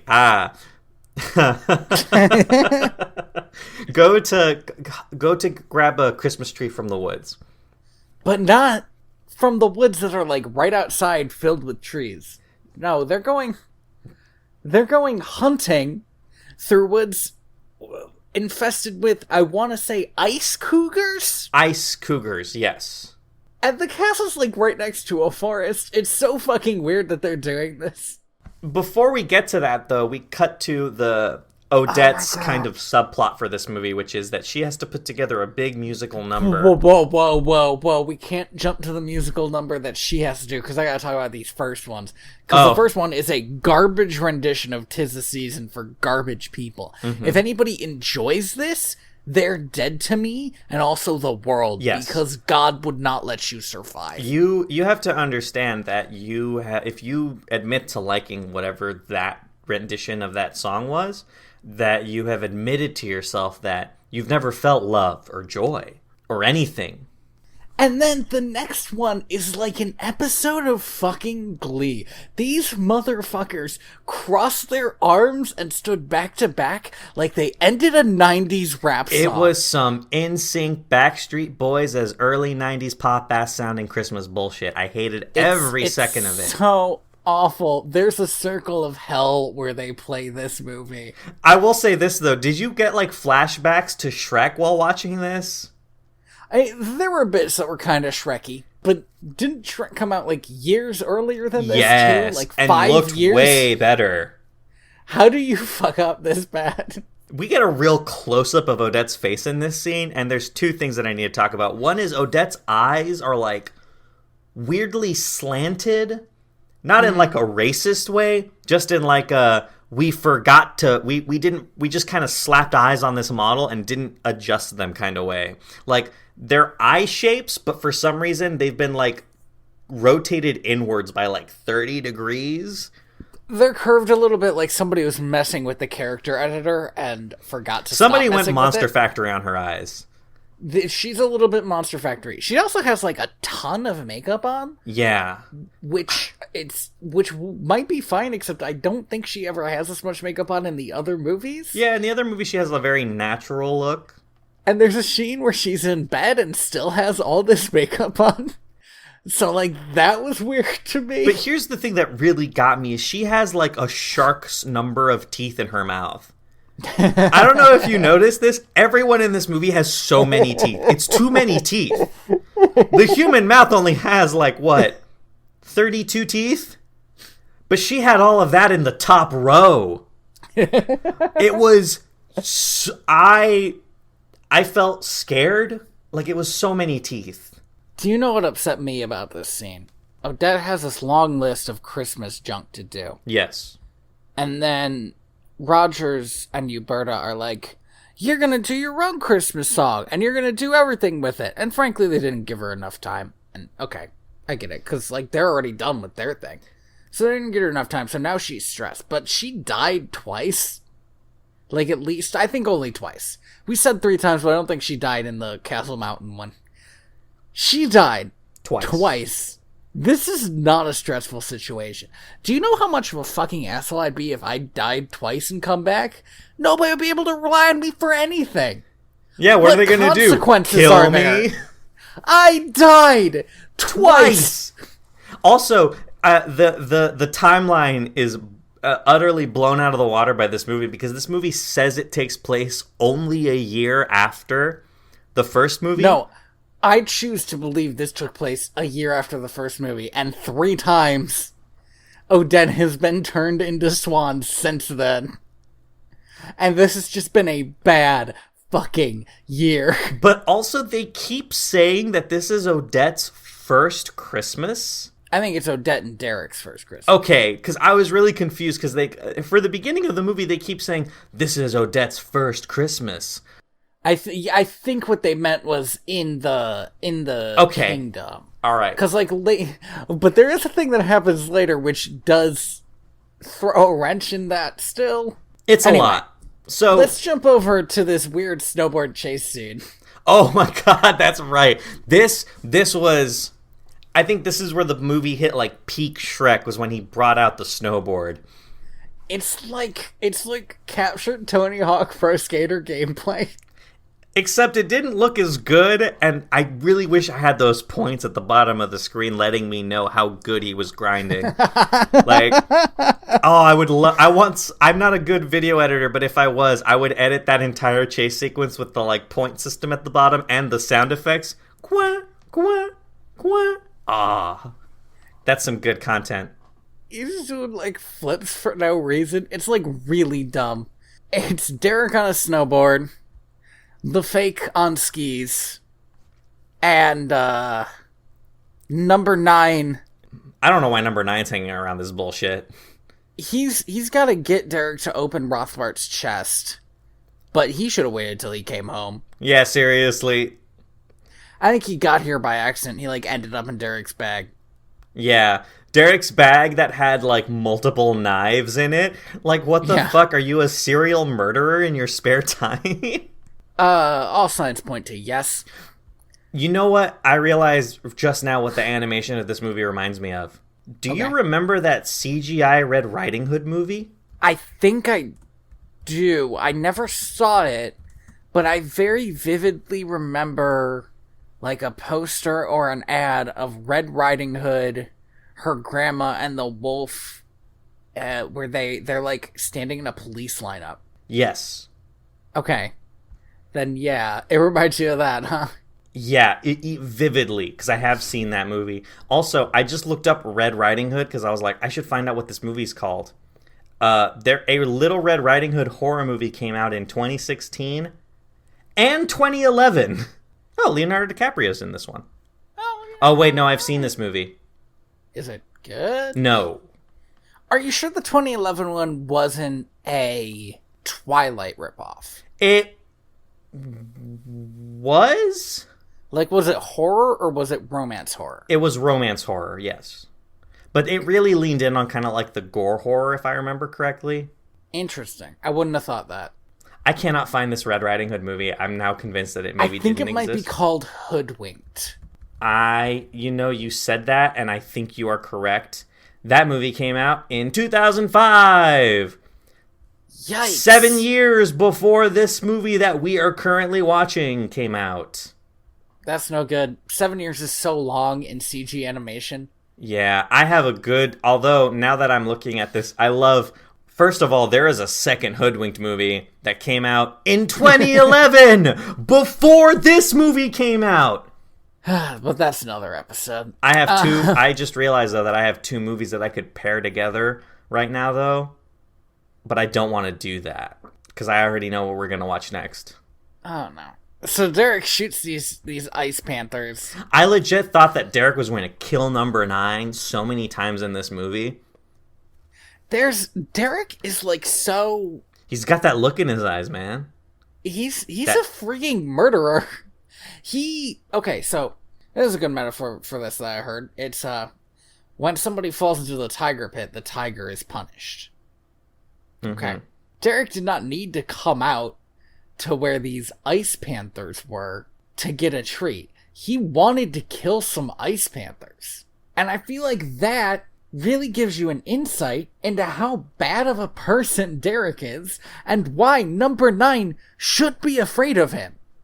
Number 9, I identify with number 9 spiritually in this movie a lot more than any other character. He's the best. He's so good. At this point in my notes, I just have, why does everybody have so many teeth again? My next note is about how every song in this movie is a sin against my ears. Yes, also that. Oh, okay. Oh, we get to the ridiculous shit. Wait, which ridiculous shit? Well, let's get to yours first. Okay, so what I'm thinking of is we start to see what the town's doing, and Odette goes to a fucking run-down orphanage to deliver cookies. Yes. And it really stressed me out because that orphanage is super run down, and stopping by once a year to deliver cookies doesn't make that okay. And then that's even worse later, and we'll get to that. Oh, yeah, we will. I have another note about how all the song and dance numbers are terrible, so there must have been another one. There must have been another one, because I also have another note there. Now I think we get to the ridiculous The thing. real dumb shit. So we find out that Rothbart is severely weakened at this time of year. Mm-hmm. Because... No, actually, can I say it? Let me say it. Yes. The only thing more powerful than the forbidden arts is the spirit of Christmas. They say that out loud multiple times in this movie, and every time they say it, it's so weird to watch a movie punch itself in the dick so many times. It's so weird because here's the thing. Rothbart used to be a good villain. Yeah. That's the thing. And in fact, in parts of this movie, he's still a good villain. He does sound like a rock star that is vaping all the time in this movie, and I don't know why. Like, his voice quality is sufficiently different. He does not sound like the Rothbart I grew up with. What he wants to do is destroy Christmas. He wants to destroy Christmas. Like he's the Grinch. It's such a stupid way to put Christmas in this movie, and I love it. There's something about the like sheer ridiculousness of, oh, so this is like this is directly evil versus Christmas. Yes. The problem with that is by the time I got to this point in the movie, I had to hear so many shitty pop Christmas music. I want evil to win. I don't want to hear any more of that music. You're not wrong. This is like, I think, the third time in the movie where I thought Derek was going to kill number 9. So number 9 leads Derek to the chest. This is some horror movie shit. Like, Derek is like walking through this attic and he's like pushing over piles of boxes and like kicking things away. I was like, oh my god, Derek is gonna kill a cat. Yeah, and he like really acts like he wants to brutally kill this cat. And number 9's like, he believes it. He gets the hell out of there. So Derek opens his chest. I love this bit too. Okay, wait. No, wait. I'm sorry. I jumped ahead. Derek opens his chest and there's nothing in there. Yeah. And he's like, huh, weird. And he wanders away. And now Rothbard is free, but as we said, he's weak. He's weak to Christmas. The reason he decided to come back around Christmas, even though he's weak, was because now he can destroy it. And that would make him stronger than Christmas, and therefore the strongest thing in existence. Which, some solid logic there. I see where you're coming from. Hey man, if these are the rules of the world you have to work with, go for it. But what he's doing is like making everybody irritable. It starts with Rogers and Uberta, which, you know what, easy targets. Those two are already like on the thin razor edge between like murdering each other and fucking. That it wasn't much of a push. I wasn't the one to say that. Those two characters have been like on that razor thin edge for like the last 3 movies, I think. It's weird. I feel like there was nothing of that in the first movie. No, at all. Those two characters didn't even really interact with each other. I don't think Uberta was a character in the first movie. Not really. She just wanted her son to get married. Like, she had that one thing. Sort of like the dad in Cinderella. Yeah. So, now, instead of being all happy and nice to each other, they're down each other's throats because each of them wants to, like, yeah, they're win. Down each other's throats. Sorry. I'm sorry. That was uncalled for and gross. Uncalled for and gross. Name of your sex tape. God damn it. Instead of being all happy and cheerful and Christmassy, they're fighting over like who has the better singers and who's gonna like quote unquote win this pageant or whatever. And then this makes Derek go back to the to the box. This is my favorite part. He goes back to the box, he opens it, he stares into what I can only call the hellmouth. It is just a direct portal into the furnaces of hell that he has opened beneath his mother's castle. He says he's back, and I let him in. And somehow this is a scene from this movie. It is. So here's the thing. First of all, I don't think this is a basement. This is an attic. It took me it took me the whole ass movie to really put the geography of this castle into question. There's bars on the doors, so I thought it was like a dungeon. No, me too. But no, I think it's an attic where they keep the Christmas decorations. Right. That would make sense. Because at the end of the movie, he teleports from the attic to just outside of a tower. Oh. I could be wrong. Okay, yeah. Yeah, he does leave through the wall and ends up outside on the tower. So, okay. We get a montage of Christmas music. No. Oh, no. He tells Odette, and then we get my other favorite line. He's using the forbidden arts to destroy the Christmas spirit. a line that was written, acted, and directed. By the same man, probably. By the same man. And nobody ever pointed out that it was dumb. It's just so dumb. It really, this whole movie just really feels like it just feels like it happened. Does Yuri Lowenthal know that they say he wrote this movie? Maybe he doesn't know. Do you think he was like, I don't know anything about this guy, but do you think he was on acid? Like high out of his mind?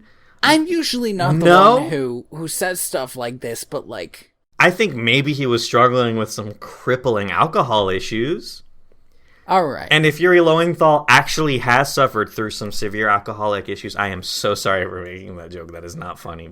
I thought you said that he had, and I was like, Andy, why would you even? No, I'm trying to cover my bases. I don't know anything about him other than he's a voice actor and he's in everything. I don't think anybody who's had as much steady acting gigs as he has would be able to have serious alcohol issues. I don't know, man. Like, the number of amazing, prolific actors who've died of drug overdose is so high. Yeah, but it's like, but the amount is the thing. Oh, you think he works too much? That's somebody with, like, a schedule, you know? That's a good point. And I feel like it's hard to be an alcoholic on a rigid schedule. I think if you're an alcoholic on a rigid schedule, you just have worse alcoholism, though. My understanding of alcoholism is that you can't really do a lot of shit drunk, but maybe if you're also on coke, you might be able to pull it off. Like I said, if I ever meet Yuri Lowenthal, I'm going to ask him.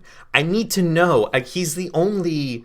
Him and Laura Bailey are like the only people in this movie that are people who've done things that aren't this movie or things connected to this movie. It's like finding two people who said, yeah, I was in Scientology. It's like, I need to ask you everything you know about it. Sure. Did I just compare Swan Princess to Scientology? Yes. Yeah, you know what? It's a fair comparison. It's just as mysterious. And Tom Cruise has something to do with it. I'm fairly certain aliens were involved in both of them. Yep. There's actually an aliens joke in this movie, come to think of it. Yes, there is, but it's it's more of a throwaway... I say joke, but... It's a throwaway punchline is what it is. So we get like a montage of Christmas music as Uberta and Rogers are kind of like trying to one-up each other with Christmas. Mm-hmm. And then we get a lightsaber duel. And this is the moment where the movie lost the plot completely. This lightsaber duel is ridiculous. I have some problems with it. 1, it's very short. 2, I wish it was longer that was too. That was it. That was my only problem. Why couldn't it be the whole movie? They have like this very brief lightsaber fight over cute animals. Here's the thing though, is that lightsaber fight is like the best animated thing in the whole movie. Like, I assume the one person that did it was really put their heart into it. Like, it was the one joy they had in animating this movie. Do you think there was one person who did it? There literally was. And they were sitting at their desk, and they were like, okay, so I need to animate an argument between these two characters about cute animals. And they were like, okay, but what if? What if, though? My thought was that they animated these two characters having a lightsaber duel, and then Richard Rich just walked by and he was like, is that from the cute animal scene that you're supposed to be working on work time? That's awesome. We're putting that in the movie. Yes! I just thought maybe we could do something different. Metaphor, you know? Richard Rich just slowly puts away the knife. Like, all right. But here's the thing is both of them lose because Odette maximizes the cuteness. Here's the really shitty thing. Odette goes back to the orphanage and decides to use them for her family bullshit. Really, let's objectify some orphans in this movie while we're at it. It's like really weird. Like, she straight up objectifies orphans. Like, that's the whole deal. To like use them as human props. Here's the craziest part of this scene to me. Is we just get a hard dropped Jesus at this point in the movie. And I was not ready for that. A lot of them. I was not ready for it. Like, you remember watching Beauty and the Beast, the Christmas movie? There was a star in that movie. And that was the only reference to the idea that Jesus might exist. But no, they just they're straight up singing that he's the reason for the season. Yeah. There is a point in this movie where they say hard Jesus, extra hard Christ, and that he is the Lord and Savior. They say that in this movie, which is bananas. It's very strong. They're coming right out the gate. Well, that's like halfway through the movie. Right out the gate doesn't work as a metaphor. But still, the fact that it happens... Also, we're like an hour into this movie and jack shit has yet to happen. It's a very slow build. It's a very slow build for a movie that is an hour and 30 minutes long. When there's 15 minutes left, that's when Rothbart shows up. So it's quite a slow build. It is not... It is a slow-ass movie. And I just wanted to mention that if I watch children singing, I can't read my own notes, ever becomes the main way people consume Christmas carols, I will also work my damnedest to destroy Christmas. Listen, I'm not saying I would murder orphan children. I'm just saying that if I saw auto-tuned orphan children out on the sidewalk singing this version of that song, that would be like step number 1 in my 9-step murdering Christmas plan. Right. And it's not their fault. They just were in the way.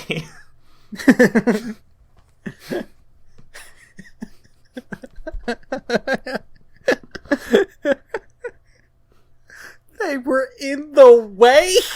All right. I feel like I need to mention that was a joke in case this is ever played in court. No, definitely a joke. I would not. No. But I will. So here's the thing, though, right? Is we get some more magic rules thrown at us here. Oh yeah, here it comes. Let's hear this dumb thing they did. Derek is holding some wind chimes while trying to murder number 9 again. Trying to murder number 9 again. This is like, if we're keeping count, this is number 4.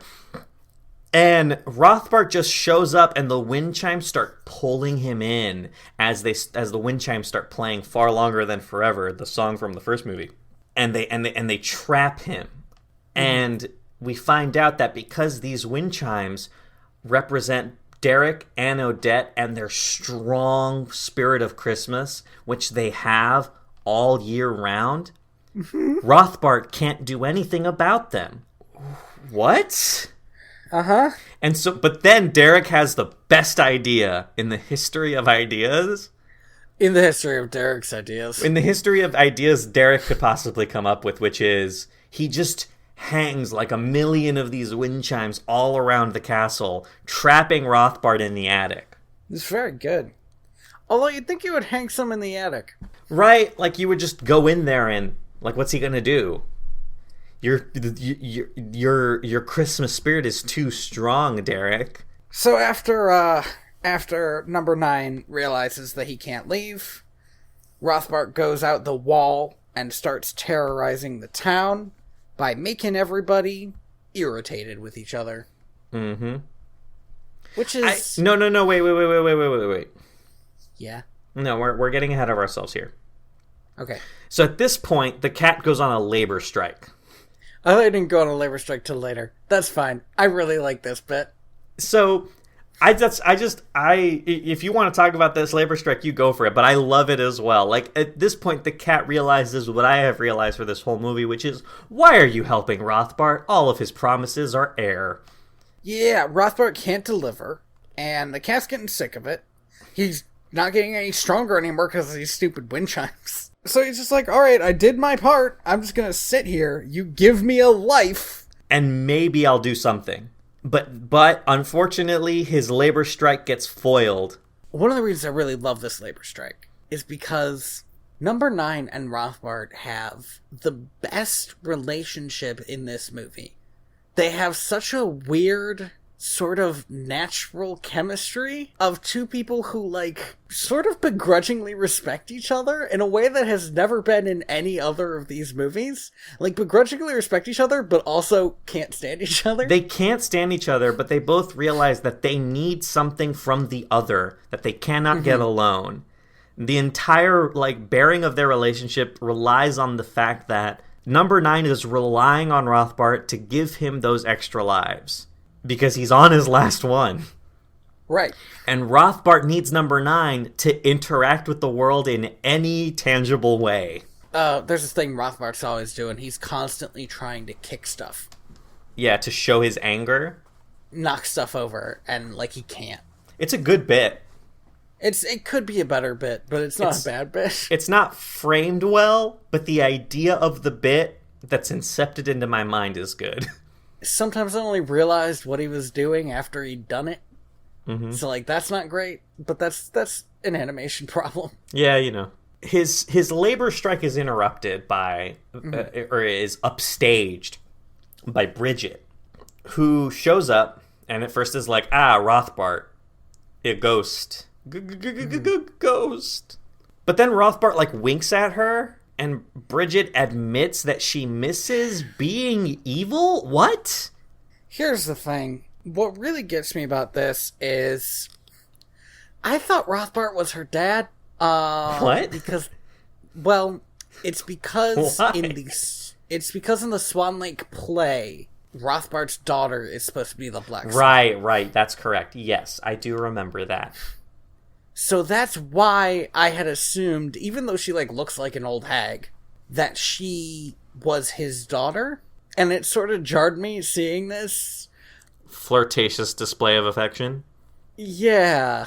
Also, I think it kind of would have worked better if she was. It would have given, like, a real reason to, like, distrust her or understand her motivation for turning or something, you know? But I feel like we've seen a lot of Bridget in this movie, so that this could eventually happen. Mm-hmm. But all that we've seen her doing was making out with that one guy. Yeah, it's not... She doesn't exactly have a character at all. At this point, I am baffled as to why number 9 hasn't betrayed Rothbart. He wants those lives, man. I sort of love that he's biding his time, actually. Yeah, no, seriously, right? He's like, I know you're gonna get yourself fucked. He's convinced that he's smarter than Bridget. Which... And, like, eventually Rothbart will need him, which doesn't seem completely wrong in the end. In a way, this movie feels kind of like a weird, like, prequel to a movie where eventually number 9 becomes the main villain. And if that doesn't happen in the next movie, I am going to personally kill Richard Rich myself. I need to stress again that was that is absolutely a joke. I would never do that, but it's so disappointing. This whole movie grooms number 9 to be the next big villain. I expect I disappoint you. I expect number 9 to go the way of Iago from Aladdin. Mm-hmm. If you ever saw the TV series or the sequels, did not. Iago becomes Aladdin's sidekick. He switches sides in Return to Jafar. While I would like number 9 to be more of a protagonist, or maybe a deuteragonist, I don't want number 9 working with Derek, known cat killer, last name withheld. I don't think he has one. I don't think they get one, no, but the joke would have been better if there was something there. I could see him working with Odette, but, like, Odette's attached to Derek, but also person. Odette has 3 animal companions. Yeah, and they all suck. It's just that they all get worse and worse, and I feel like introducing this cat really injected some good animal companions into this movie. This cat is the only good animal companion. Maybe the cat will team up with the new Swan Princess. With the new girl. Yeah. I like it. And they'll be like, what happened to, hey, Swan Princess, Odette, what happened to all of your animal companions? Oh, they got sent upstate to the farm. They're living out their days having fun up on the farm. Jean-Bob finally got brutally murdered by anybody. By literally anyone. By anyone who spent more than 2 seconds with him. In his presence, seriously. Bridget cuts down a bunch of the chimes. Yes. And releases Rothbart into the castle. I can't remember if she's leading him to a specific place or... I think she was leading him to where Odette and Rogers and Uberta were, because they were going to go somewhere. But they left. At this point, right. Odette's trying to get Uberta and Rogers to kind of make up and stop being so mean to each other. Yeah, she's got to, like, inject them with Christmas spirit.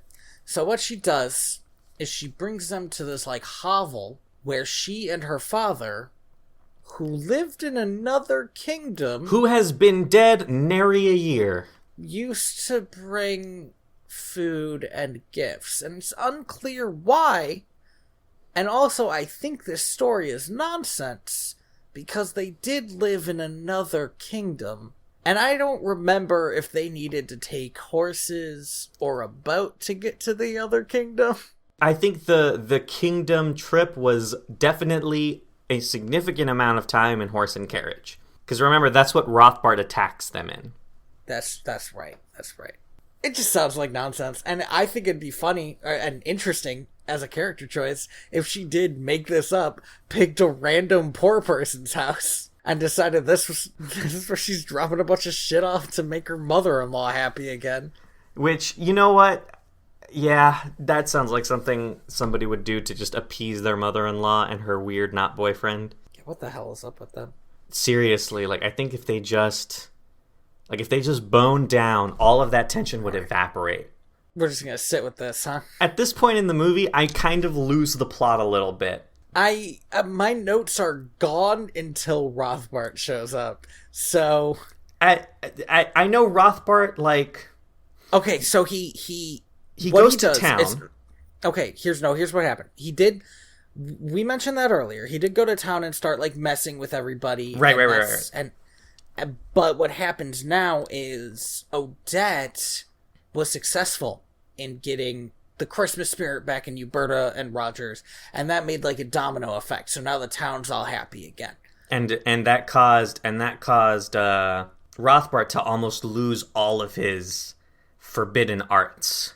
Well, they've been calling it a brownout when he can't have magic, which is like when a light bulb dims because something happened. Which again, they have just been invented in this universe, so I don't know how he knows that term. Let's just go with it. Later on in the movie, he says online. That word does not exist for like at least another 600 years. Let's go with it. Because what he then says is he almost had a blackout. He almost got murdered by Christmas. Christmas almost murdered a ghost. Which, if that was a thing Christmas could actually do, I'd be way more into it. Like, if Christmas was the season we murdered ghosts. Well, we do tell ghost stories on Christmas. I don't, but it's a common thing. Really? So interesting. Yeah, that's where A Christmas Carol actually comes from. Like, the idea of telling ghost stories on Christmas. Huh. It's like a really cool idea that I think is mostly not American. So what happens is, I want to run with this because I remembered. Yeah. Go for it. Rothbart's like begging number 9 for help because that's it. He doesn't have a choice. He doesn't have anything. And he promises him 9 new lives. Number 9's like, okay, yeah, you know what, I got this. So he goes and he steals a light bulb. There's a brief chase scene where, of course, I'm always rooting for number 9. Mm-hmm. The other animals get locked in a closet. Rothbart puts magic in this light bulb. So now, in a way I don't get, now, when that light bulb is screwed into the tree and the tree is lit, it will destroy that tree, which will ruin everybody's Christmas spirit. Rothbart will be brought back to life. Boom. He's got it. And if we want to fast forward, that's what happens. Well, no, okay, but before we get to that, though, because they trap Rothbart. Derek manages to trap Rothbart in essentially the end of Spider-Man 3 by just creating these giant-ass wind chimes and dropping them around Rothbart. And now, like, that's it. That's it for Rothbart. There's no way he can survive being surrounded by wind chimes. It's literally the end of Spider-Man 3. It blew me away. That is very much the end of Spider-Man 3. We should mention that that Bridget does betray him by bringing him to Derek. And yes, and Bridget also lets Derek know that there's another plan in the works. Right. That Rothbart has not told her about because he is not that dumb. Yeah. Which I appreciate. So Derek is like, we gotta stop this plan, but we can't stop Christmas. Derek, you are a prince. You can postpone the celebration for like a hot minute. Like, it's not gonna ruin Andy, Christmas to just walk out and be like, hey. You can't stop Christmas. It's a holiday. It's not even Christmas. It's the day before. It's Ornament Day or whatever the fuck. You need to understand, his butthole is filled with Christmas joy. He's filled to the brim with Christmas cheer. We gotta put a stopper on that. He is just leaking Christmas spirit from every pore. Gross. Every orifice. I said from every pore. Every orifice. All right. I already said the gross thing, and I was going to wind it back. Yeah, no. Okay. So at this point, we get like a nativity scene with another hard Jesus drop, but a full nativity scene. Mm-hmm. That's also accompanied by this synth pop, awful Christmas music. It's so bad I hate it forever. So much in this movie. I could probably go the rest of my life in a day without listening to this music, and it still wouldn't be long enough to make me forget how much I hate it. Too bad we watched this movie twice. Huh? Yeah, no, for sure. So Rothbart's plan happens, and Derek gets owned. The star was not destroyed, which I mentioned earlier, but really stuck with me. It is shown to be pretty much just fine in one shot, I think. Yeah, the whole entire tree is destroyed, and the star is just hanging off of it like it's Charlie Brown's Christmas tree. But Rothbart's back. There's 15 minutes left. I checked. We are so close to the end of this movie, but Rothbart's back and he kidnaps Odette, and at this point, Derek is like, I forget what somebody says, they're like, you can't stop him, Daddick, he's too powerful, and Derek's like, but now he's mortal.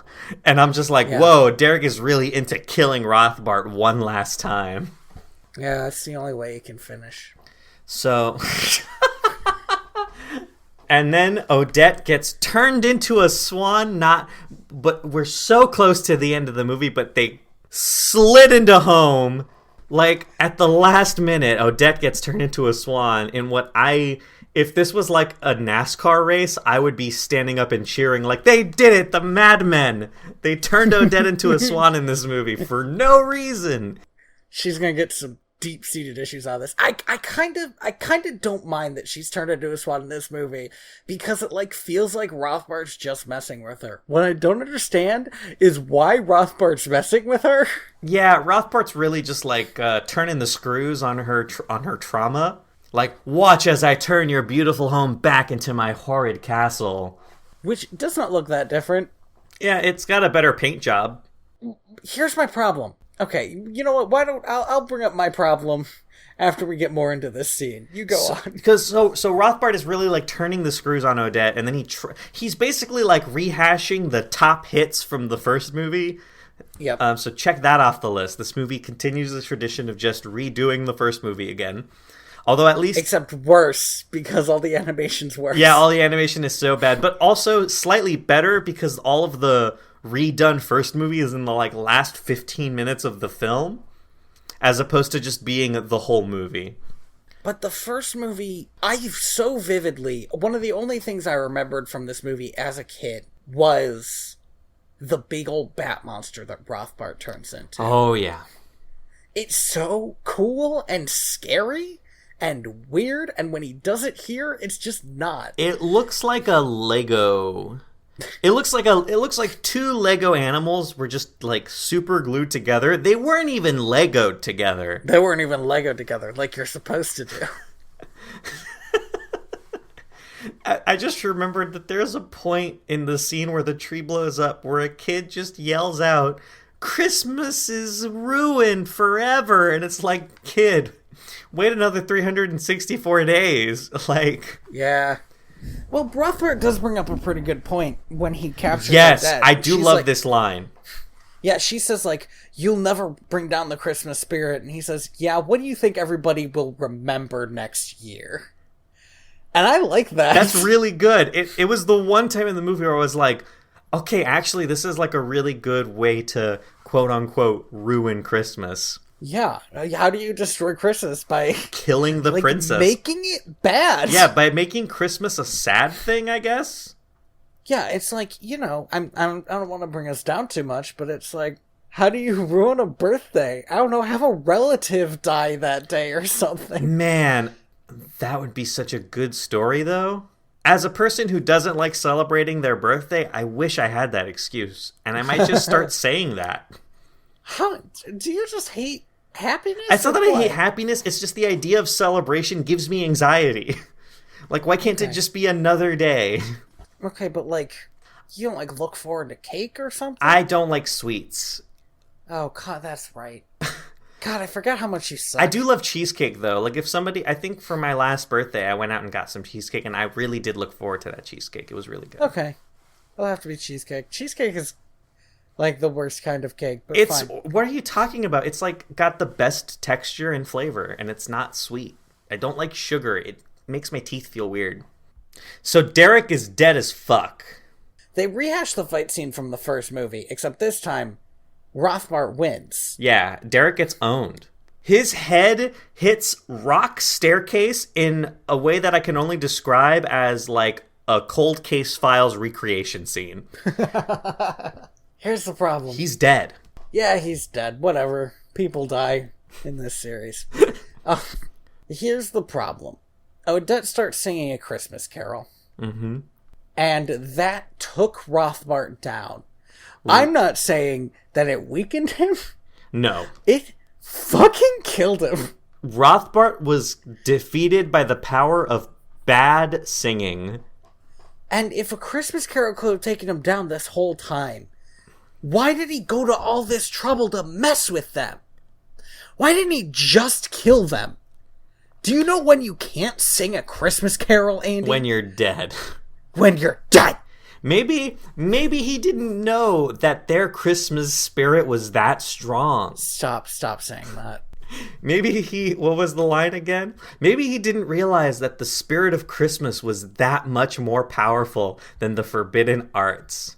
That it would drag him back to hell. My next note is, God, I hope Derek dies. Give me a dead Derek in a Christmas movie, I dare you. And they do. He died for at least 2 seconds. Yeah, but he wasn't dead.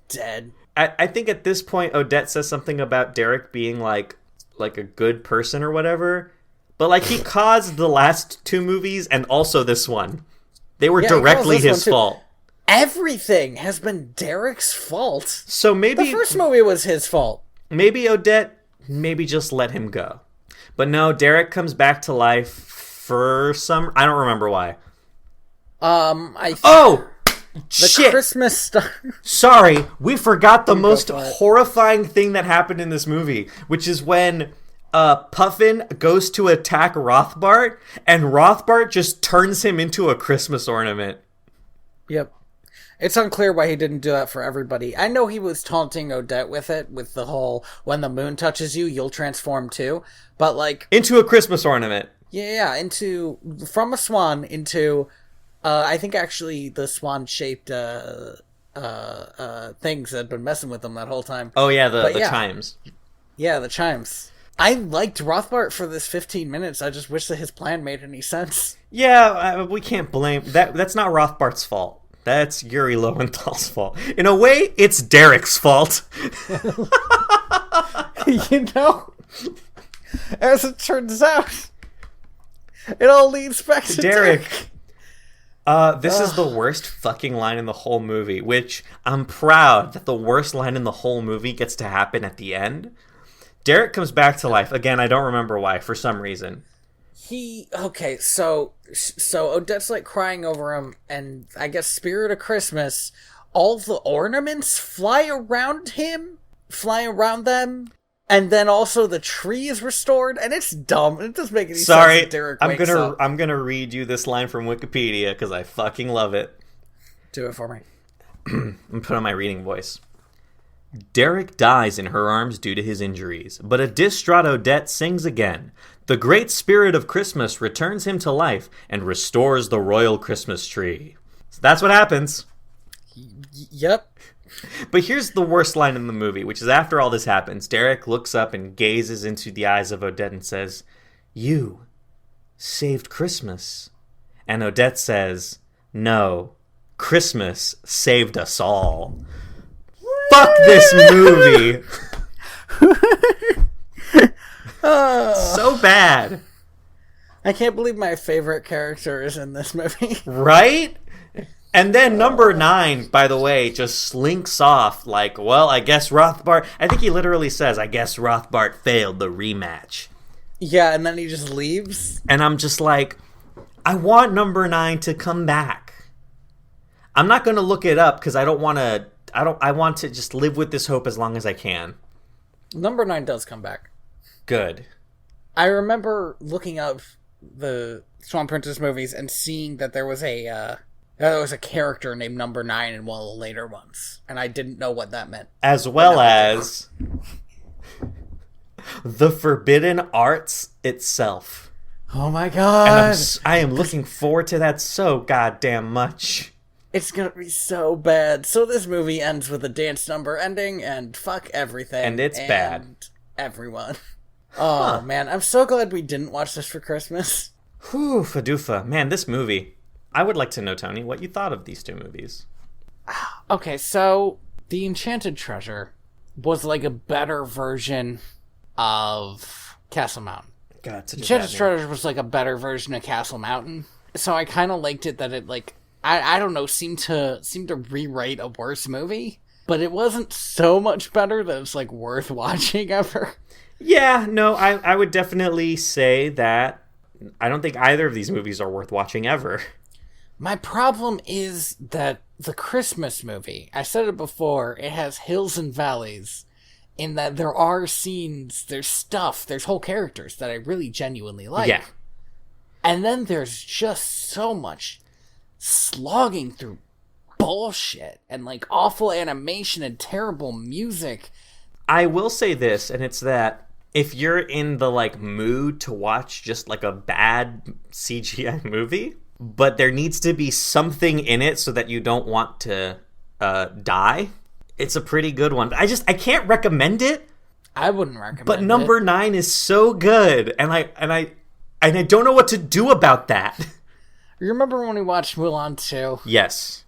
And we got to the point in Mulan 2 where like it got awesome. Yes. For like 10 minutes. Yes.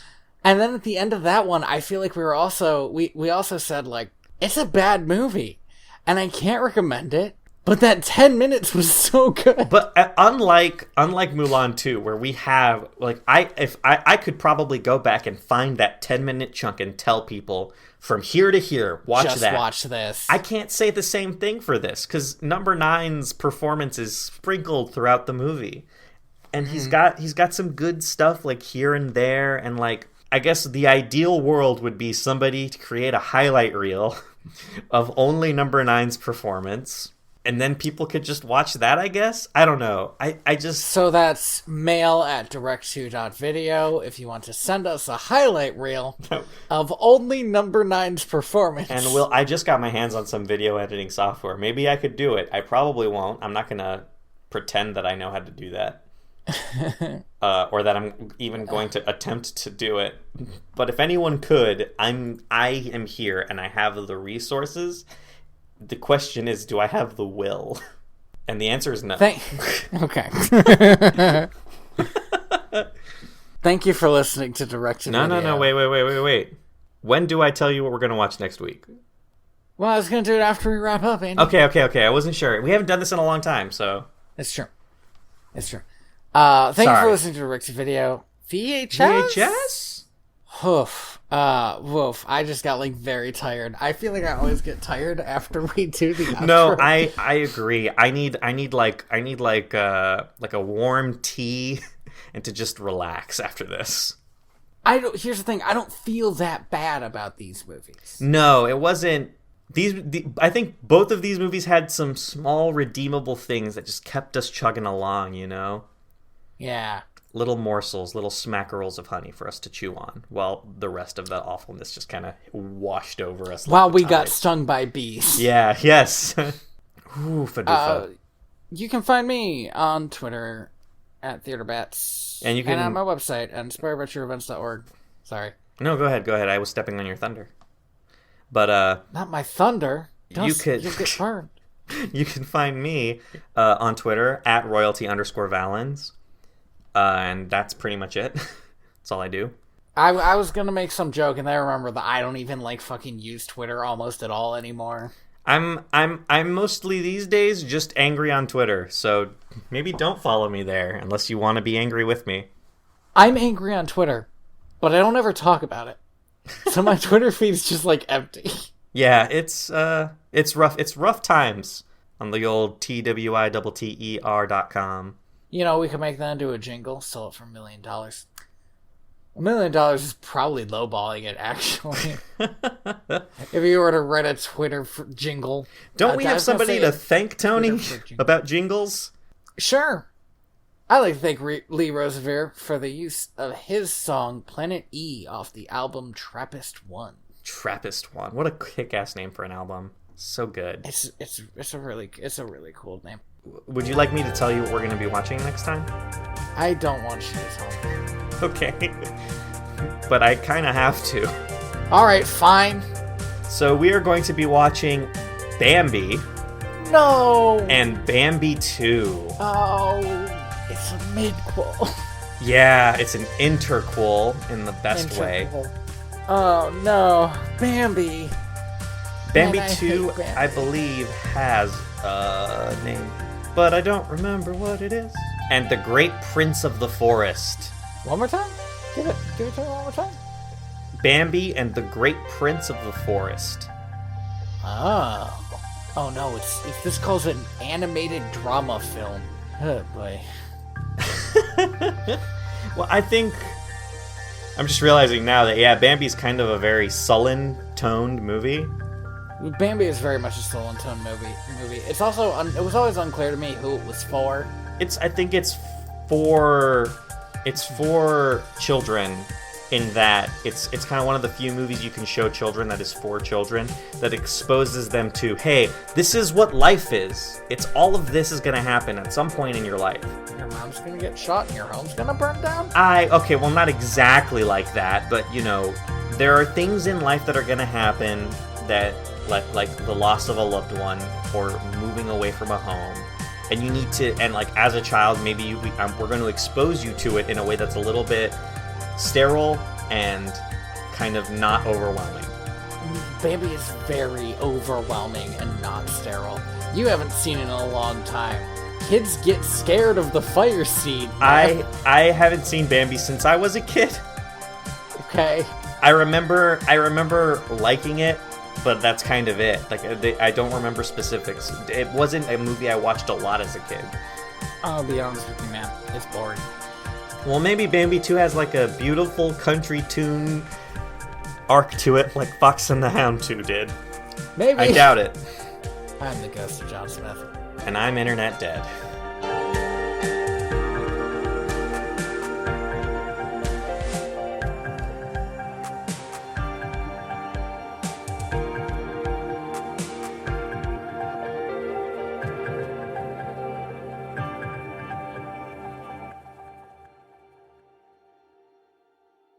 I'm just looking up the voice actor of number 9.